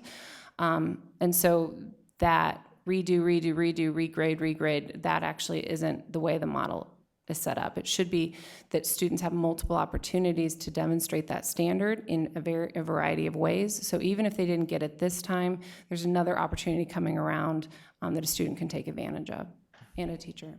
Are they encouraged to do that, or is it a choice or an expectation, instead of just saying, oh, well, I don't want to do that extra stuff, I just want to retake it? Because I have high school students. Sure. And That's set at the classroom reality, level. yeah. Teachers have autonomy to set their own policies around. Our kind of non-negotiable is that students have multiple opportunities. But how a teacher chooses to manage that at the classroom level, and we've encouraged even schools to kind of own that as a system, that really lives at the classroom level. So I've seen a variety of ways that teachers manage that. Okay, and I just had one more question. With the ACT, the percentages were around 20%, I think. I was wondering, what kind of support system do you give students as far as studying for the ACT, getting prepared for it? Are there opportunities for students to do that? I'm just not aware of them, for sure. We have some ad hoc opportunities now, but we're actually planning with some Grandview students to actually provide actual study sessions, ACT prep, basically. It would help a lot. I agree. The other thing we've done is we've gotten a little more creative with some of our Senate dollars in the mandatory, or the after-school interventions that can happen and paid for with state funding.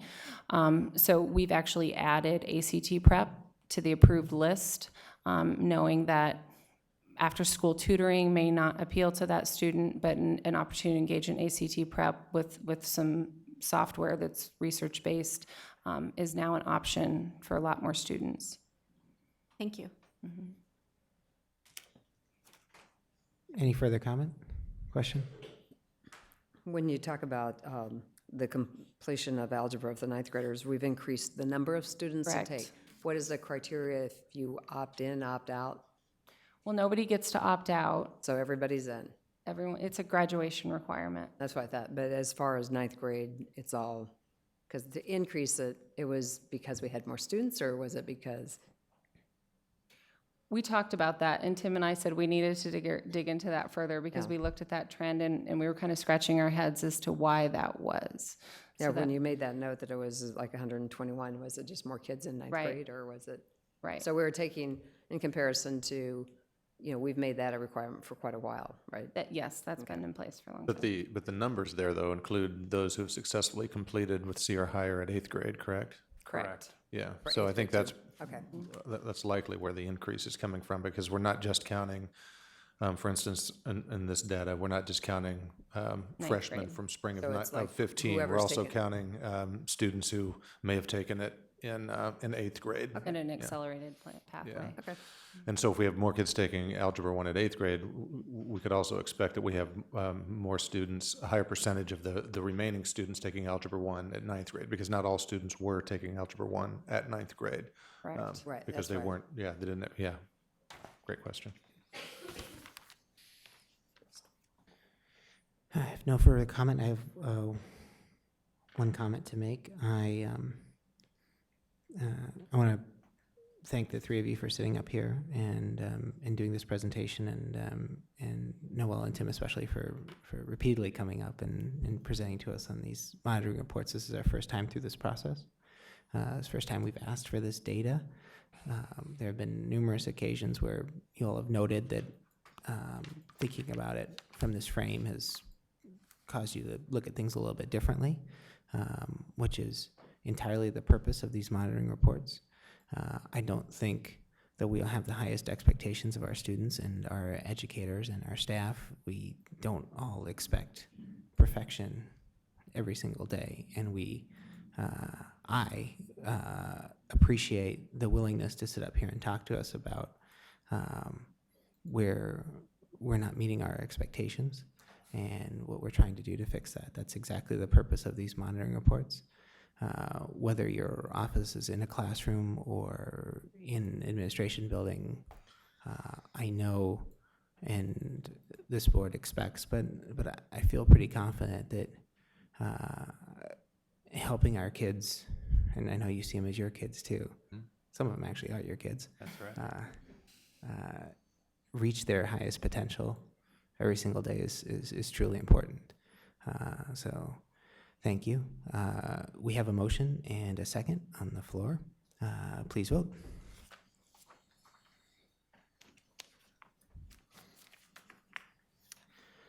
Motion passes 7-0. Thank you for the presentation. Our next item on the agenda is F4, instructional framework. This is a presentation with no action.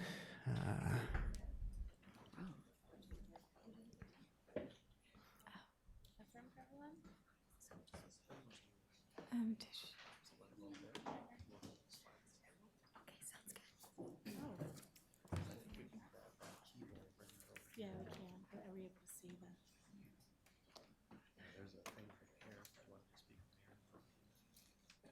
Yeah, I'm fine with that.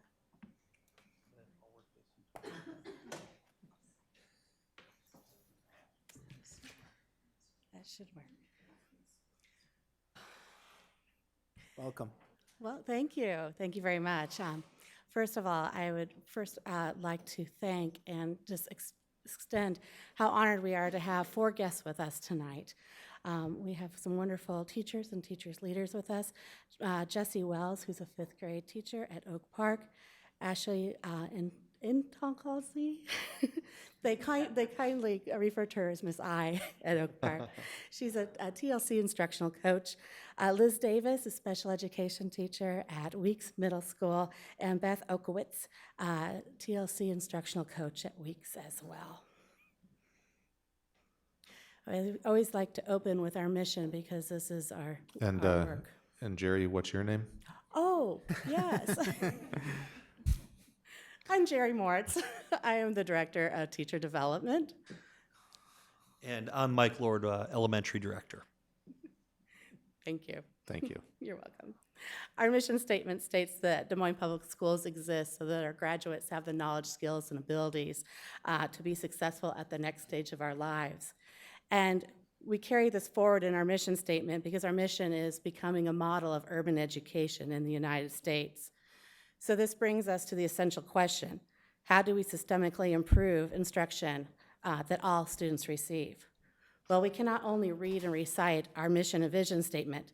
We must have systems and tools in place to support our teachers so that we as a district can systemically improve the instruction that all students receive.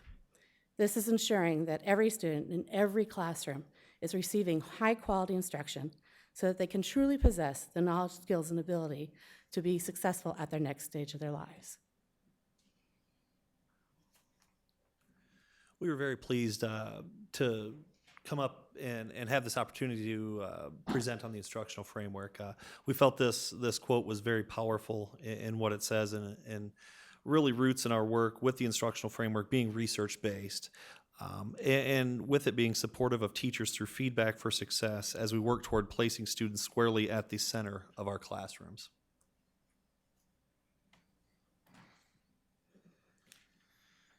So this brings us to the work of Dr. Robert Marzana, who identified 5 criteria to support teacher success. And through our system, especially through the learning cycles, the process, and the use of the instructional framework, which I know you've heard of, we are able to provide and support these identified criteria for our teachers' expertise. This is the common language of instruction, focused feedback and deliberate practice, opportunities to observe and discuss teaching and learning, having clear criteria for success and a plan for that success, and recognizing progress, and not only recognizing, but celebrating progress. So you should have an attachment of the instructional framework. It looks like as the document is on the screen. Go ahead. What I want to do is just give you a brief instructional framework 101 regarding the map. If you look at the map, it's really designed with 3 lesson segments. You'll see them as the green lesson segment of routine events. The purple section is addressing content, and the red section is enacted on the spot. Those are the 3 lesson segments. Within those lesson segments, there are 9 design questions. Those 9 design questions represent each chapter from The Art and Science of Teaching by Robert Marzano. And those help align the 41 elements or strategies within each design question. Over 2 million data points were collected based on observer ratings that indicate that teachers still devote the highest frequency of instruction to introducing and practicing knowledge. What the 41 elements or strategies allows us to do is to observe and provide strategic feedback around strategies known for good teaching to increase the rigor or cognitive complexity within our classrooms. So as stated, the instructional framework creates a common language defining what effective teaching looks like and provides guidance for designing and implementing quality instruction. The framework includes levels of performance, meaning scales, which provide enhanced opportunities for teacher feedback and growth. Additionally, it elevates the work of the Common Core, our state standards, our academic priorities of rigor, engagement, and intervention. The instructional framework is not an evaluation tool.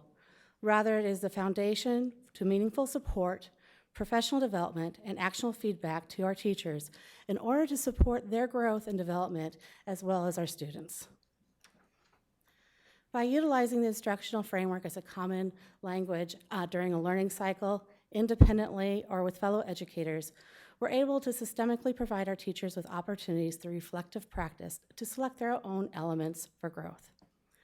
Then, by supporting our teachers in their own personal professional growth through the goal-setting process, the creation of action plans, providing additional support and feedback on the implementation of the element, and monitoring the student demonstration of the desired effects, we're able to optimize our teachers' instructional practices that directly impact our students' achievement. So as I stated earlier, we are so very pleased to have several of our amazing teacher leaders with us tonight to share their own personal stories from their classrooms. So at this time, I'm going to turn this over to Jessie and Ashley. All right, so this is my 5th year as an instructional coach in Des Moines, and this is the first time that I can confidently say that the work that we are engaging in supporting our teachers is having a direct effect on meeting our students' diverse needs in Des Moines Public Schools. And the reason that I feel that way is because the instructional framework provides us not only that common language to support our teachers and helping them understand what effective instruction looks like, but it also aligns the elements with scales to help teachers monitor their own growth. And this is a key component because it helps teachers focus on what they're doing to help support their students' needs. And as teachers move along that implementation scale, they increase their ability to monitor for that desired effect of what that strategy should have on their students. And so Jessie's going to share with you how the instructional framework has impacted her, not only her teaching, but her students' achievement. I'm Jessie Wells. I'm a 5th grade teacher at Oak Park, and Ashley is my instructional coach. I've had the philosophy my whole life that we should spend our lifetime learning. This new instructional framework that we've adopted as a district is very different than last year's. The reason I say that is because it's helping me continue to learn. Oak Park still has our instructional coach, and she is still helping us instruct our students and come up with new instructional strategies. But Ashley, as my coach, she's able to come in and actually help change the way I'm learning. And through this learning, the depth and pace with which I'm growing as a teacher is really funneling right into the teaching that I'm able to provide for my students. When I'm working with Ashley, I can focus on the design question of my choice. The Marzano framework is laid out, and I get to choose. That increases my motivation, and it makes me want to work harder. I'm able to pick a question that's going to work for me and my students. I know them just about as well as their families do by the time I spend all day with them. And so I get to find out exactly what they need, and then I get to pick the question that works for them, which grows me and grows them. Ashley's also able to come into my classroom, and I don't have to wait till the next meeting to be able to ask her for feedback and ask her questions on what she thought of the lesson that she was able to watch. as I'm setting goals with her and we're talking about how to improve my instruction even more, that feedback is turned right back around the next day into my instruction. So it's not I'm gonna wait till next week until I have a meeting. It's, okay, tomorrow's lesson is going to look like this. So the whole individual learning cycle keeps the goals that I have right in the front of my mind. And this continuous mentoring process keeps me moving forward so I can reach the goals that I have for myself as a teacher and also for my students. This is having a tremendously positive effect on my students. Prior to working with my coach, I introduced a concept that was very new for my students, and it was very new for me as well. My students expressed how frustrated they were. They had no idea what I was talking about, and the lesson just went poorly very quickly. After spending some time with Ashley talking about the concept again, I was able to reintroduce it to my students in a successful way. And not only am I implementing it in the mathematics world that I had started the lesson in, but now I'm able to carry that over into a variety of subjects, and we're using it all throughout the school day. So I feel that my class is proof that the TLC and individual and group learning cycles are going to continue to grow teachers and grow students, and they've had nothing but a positive impact for us at Oak Park, but I can see it growing beyond that and being effective for all of our students and teachers.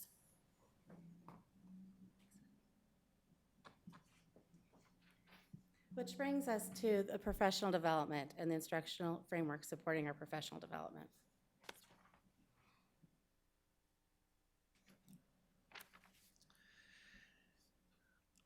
From our district standpoint, we have approximately 1,000 teachers and school leaders have been trained thus far.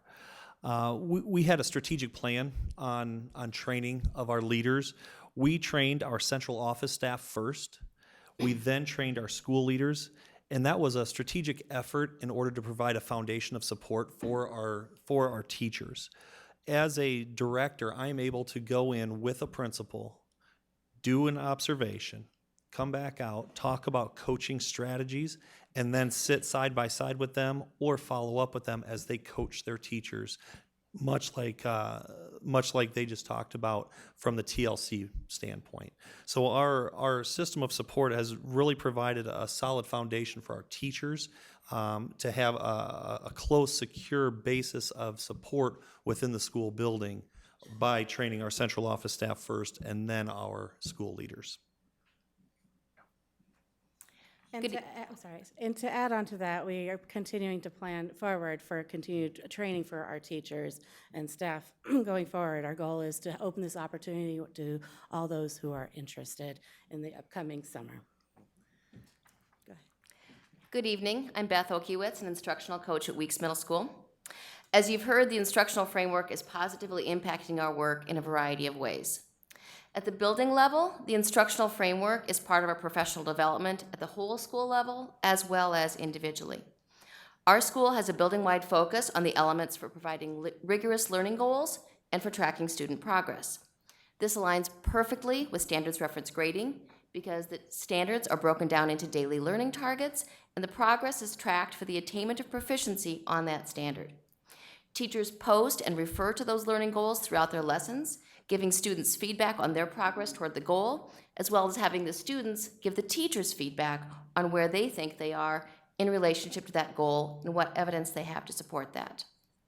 Teachers have been very innovative in their approaches to these elements, from having students write exit slips on their learning goals and self-reflecting on how they can progress toward the goal, to making videos of themselves which they watch to self-reflect on their progress, or even just showing hand signals to indicate where they are in relationship to a learning goal. Then it's in that instructional coaching learning cycle that the instructional framework becomes professional development at the individual level. Regardless of the years of experience or the content area, teachers can elect to be part of a learning cycle, which lasts for 6 weeks.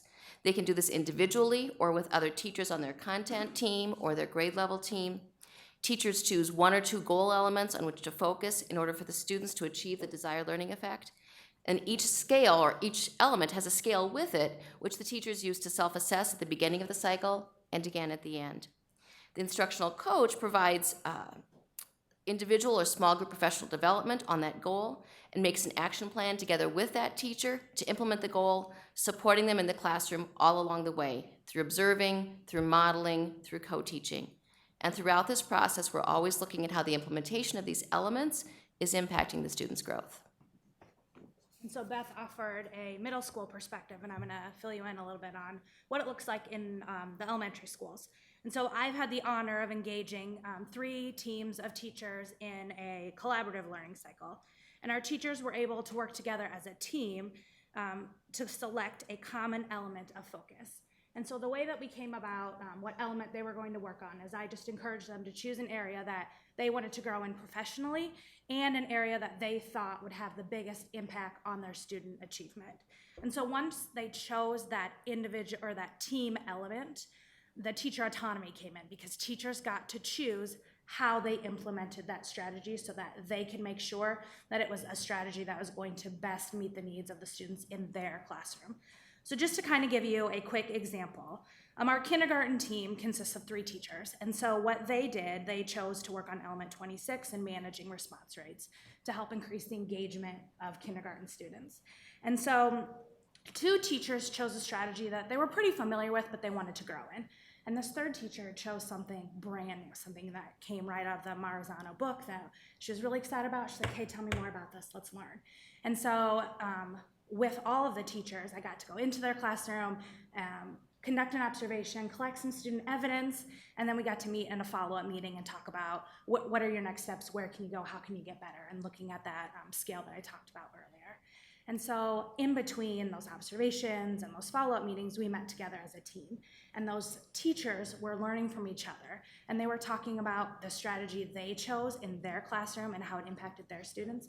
And that empowered the other teachers to want to try a strategy that's kind of outside of the box and something new and innovative to help their students become more engaged in their classroom.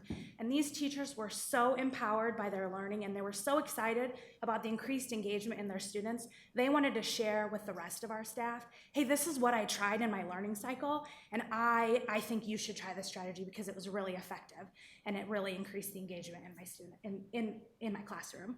And so in my past years as an instructional coach, I feel like teachers tried things out of compliance because we were asking them to do it and they just wanted to. They not necessarily really wanted to. And so this year, teachers are engaging in professional growth because they want to. It's so exciting to see teachers excited about teaching and helping their students continue to grow. And so I know that this is the right work for our teachers to be engaging in because it's empowering our teachers to grow as teachers and take risk and say to their kids, hey, we're gonna try something new today. Well, let's see how it works. And that's empowering our students to try new things and to continue to foster their growth and learning. And so this adoption of this framework is so powerful for not only our teachers, but it's really gonna move our student achievement forward and help with that core instruction that Noelle was talking about earlier. Which brings us to actionable feedback and self-reflection of instructional practices. As you've heard earlier, teachers can choose to participate in individual learning cycles. Each instructional coach works with 8 to 10 teachers during a 6-week cycle. The teachers at Weeks chose a wide variety of elements for their goals, and the action plans we implemented were truly individualized according to the teacher, to the content area, and to the student needs. We had everything as far as elements chosen, from tracking student progress, to helping students record and represent knowledge, to using academic games, and many things in between. What was most exciting was seeing teachers step out of their comfort zone and take risks that they might not have taken before because there was a coach by their side to bounce ideas off of and to help them adapt a strategy to meet the needs of the students and their learning goals. I could work with the teacher during period 1, trying a new strategy. We might see how we could make it better before period 2 even started. Make some revisions, try it again, revise some more, and have a new and revised plan in place as the day progressed. Sometimes trying something new and innovative can be pretty daunting, and it might not even be manageable for just one teacher in the room to try it on her or his own. But with a coach in the room to try it out, we can take those risks, and by the end of the learning cycle, the strategies we tried could be maintained by the teachers on their own. We just completed our first learning cycle last week. Teachers who participated in the cycle at our school commented they want to do this again. Some of them even chose to sign up for the next learning cycle. Some want to continue to hone their use of this element or this strategy for the rest of the semester and try something new again next semester. In some cases, there were teachers who weren't even officially part of a learning cycle who wanted to try the strategies that they saw their colleagues trying and became part of that collaboration as well.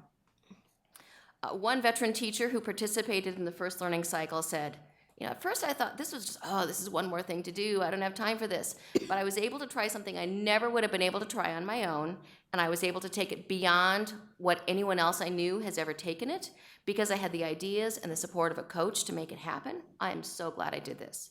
So when we hear feedback like that, we know that this instructional framework and the coaching are making a difference, not only for our teachers, but most importantly for our students. And I'm Liz, and I'm the 8th grade literacy special ed teacher at Weeks. When this opportunity came about 7 weeks ago, my 8th grade literacy team decided that they wanted to do this, and I just said, okay, this is literally one more thing. I am new to the district. I'm a head volleyball coach. It's volleyball season, and I've got everything else. I don't have time for one more thing.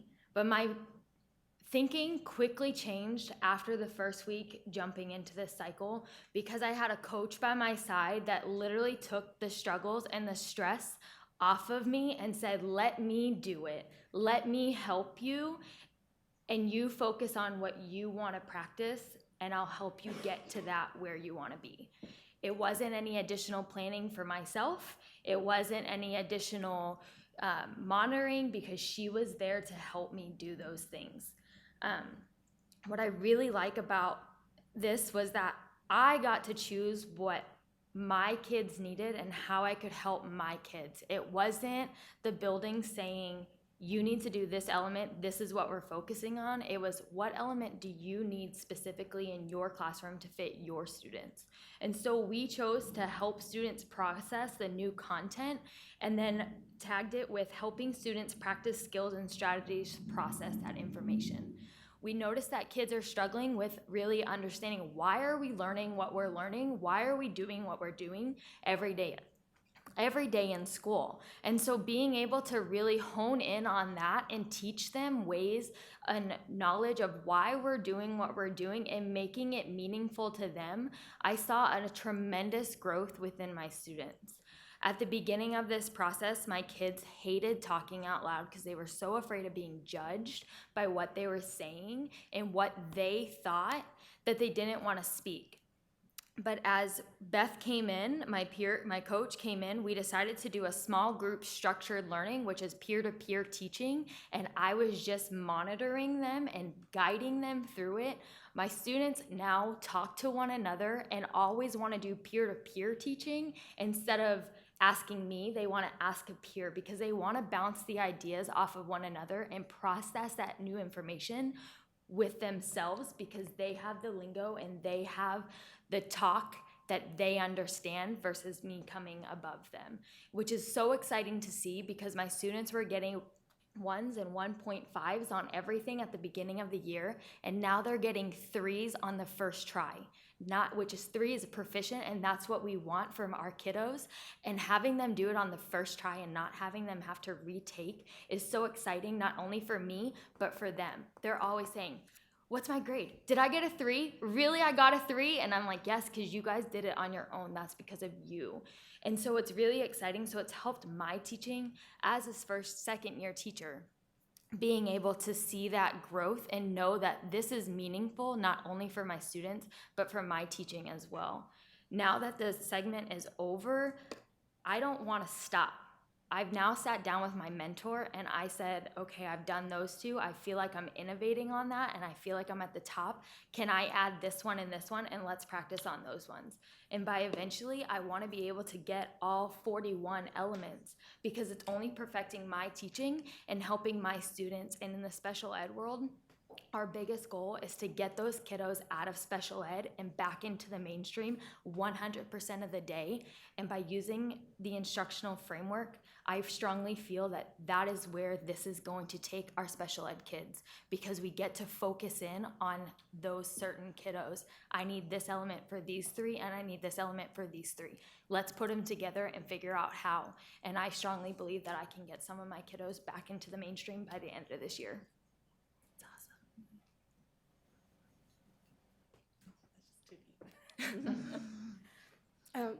So I thank you so much for sharing your voices. I'm like caught because it's nice, wonderful stories.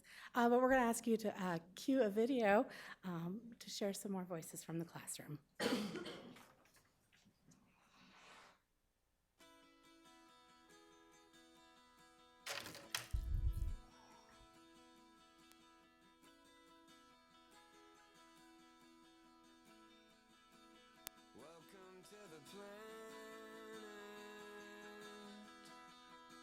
TLC cycle helped me be more of a reflective teacher as far as looking at certain things in my class that I see that aren't working and how can I make them better, or even those things that are working in class, and having an outside view come in and say, hey, try this, and then can kind of monitor what they're seeing in class that maybe I don't see. My back's turned and I didn't see that 3 students weren't cooperatively working together or things, but it just helped me look at all aspects of my lesson and say, how can I make it even better? Learning cycle transformed my teaching by having Mark come in, teaching me computer technology, which I am not very good at, to have my students be totally engaged in the learning. To me is, yes, I knew all of these things before, but finding the time and going and really making it happen in the classroom just wasn't happening. There wasn't enough time. So having the TLC coach, one, she helped me get some of the things created that I needed to, and then two, she was a motivator and a cheerleader to encourage me to actually do the things I wanted to do. Having Mark join me in my classroom helped me to focus on a specific area on a daily basis to improve and grow. It also really helped that he is not a math teacher and hasn't spent a lot of time in my room previously, so he was a clean slate for me to bounce ideas off of and to kind of try to branch things out into a new direction, or to really examine the effectiveness of what I was doing. Having the opportunity to work through a learning cycle this first 6 weeks of school really helped me narrow what tracking student progress was. So thinking about it, it's like, oh, the kids take a CFA, they get a score, they get it back, you move on to the next piece of learning. Through this process, my students were able to, and I was able to, give them a sheet where they could graph their progress, but also reflect on where they were at, where they wanted to go. Making goals was a huge piece, and I saw so many of my kids get really excited when they were able to meet their goal, and they knew exactly where they needed to go next. And also the kids that maybe didn't meet their goal could really narrow and be specific, what do I need to work on next? And so I think through this process, that the kids know exactly what they need to do, the kids know exactly where they are and what they have to do to get where they need to be. And I just think it's kind of just transformed that feedback piece that I think sometimes we forget the importance of the reflection and the goal piece. Me da cuenta que los chavos entonces han trabajado muy fuerte para enseñarnos los nuevos vocabularios. The biggest aha moment I've had during this learning cycle probably is how to incorporate it so the kids can understand. The learning goal we do have up on the board now, and we did not before. Kids know exactly what the end result is of every unit, which is very helpful to them. And then the performance scale, we're getting the kids to interact a little bit more with the performance scale. They know where they are at the end of each day. I usually have them rank themselves. If the kids aren't quite to a level 3 or wherever we're supposed to be for that day, they usually know that, and they know what they need to get to, and they know where they need to be by the end of the next day.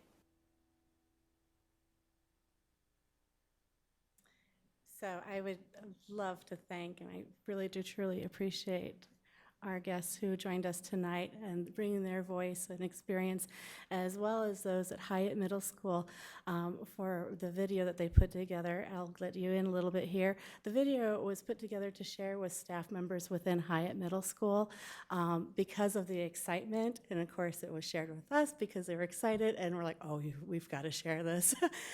So thank you again for your time this evening.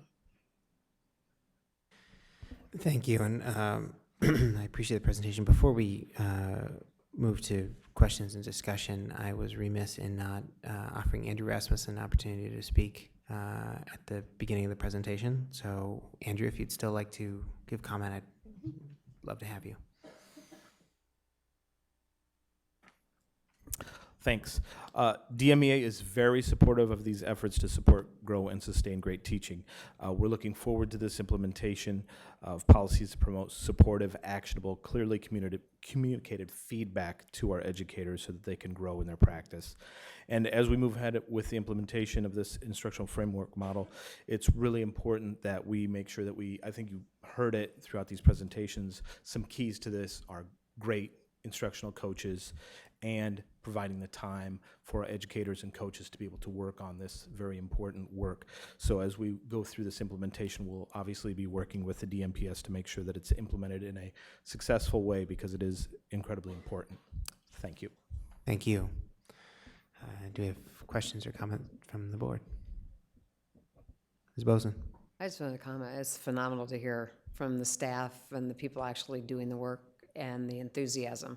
And I visited like 3 grade schools where the new principals or 4 the new principals are at, and it's the same message I'm hearing everywhere. There's a laser-like focus, there's support, and people are excited about what they're doing. So I compliment all of you and the hard work you do and each and every day, because it really is digging into what each child needs and not just moving them along, but getting them to understand why they need to be. So it's kind of, they're helping teach themselves, it sounds like. So I applaud all the work that's being done. It's just how fast can we get this all ramped up is the question.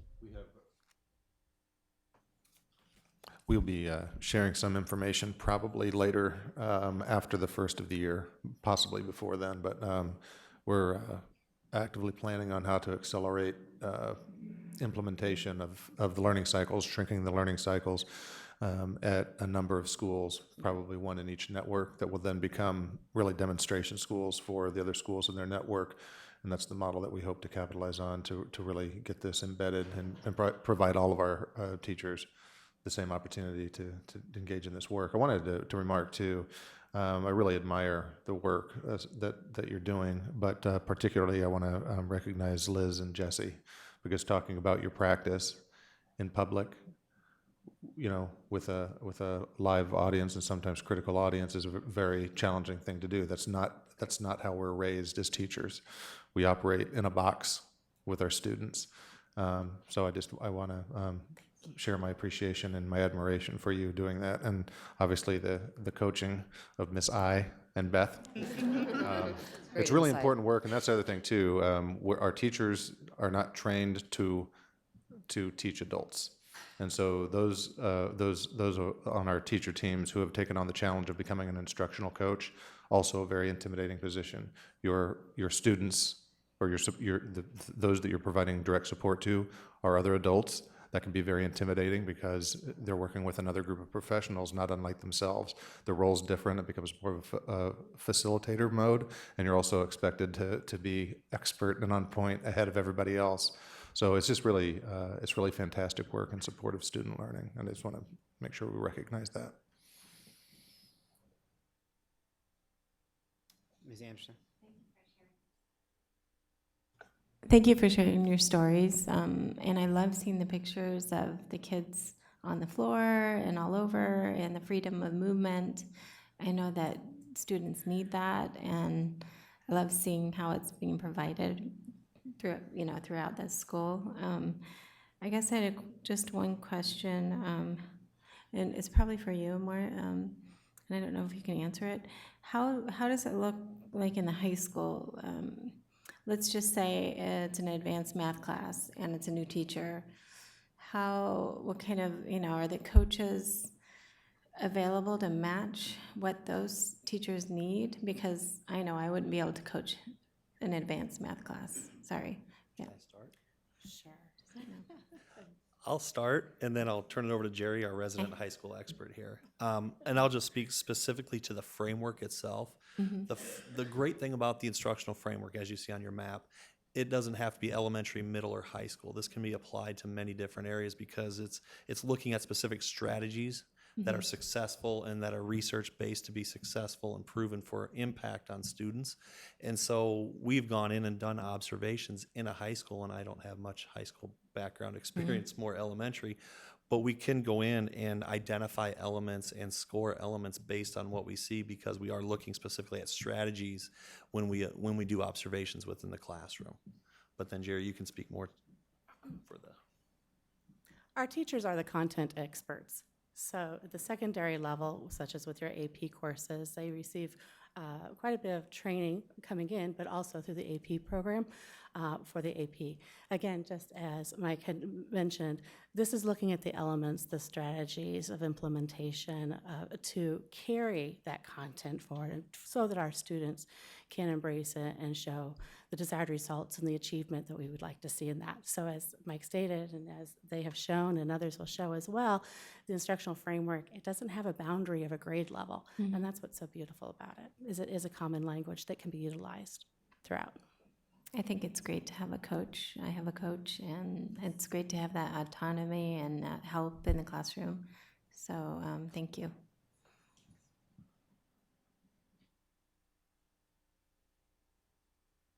No further comment? Deanna. Oh, Deanna. I find it hard to contain my excitement, and so I just wanted to just say thank you because this is the first cycle that you all have done this, right? And you all did this video, I'm assuming, to engage other teachers within your schools to get them excited about it too.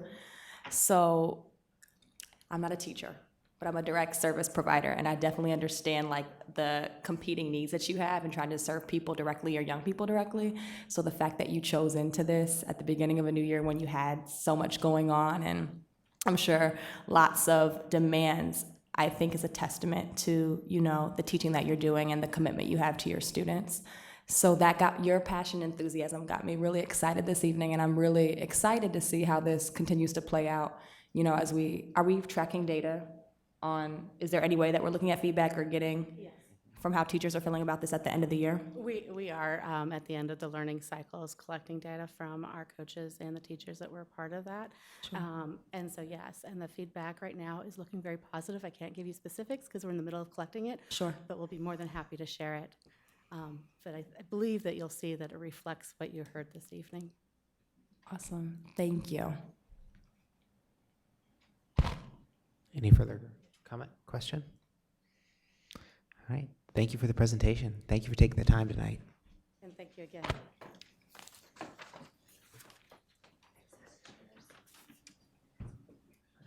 There's no action on that item. The next item on our agenda is items of privilege.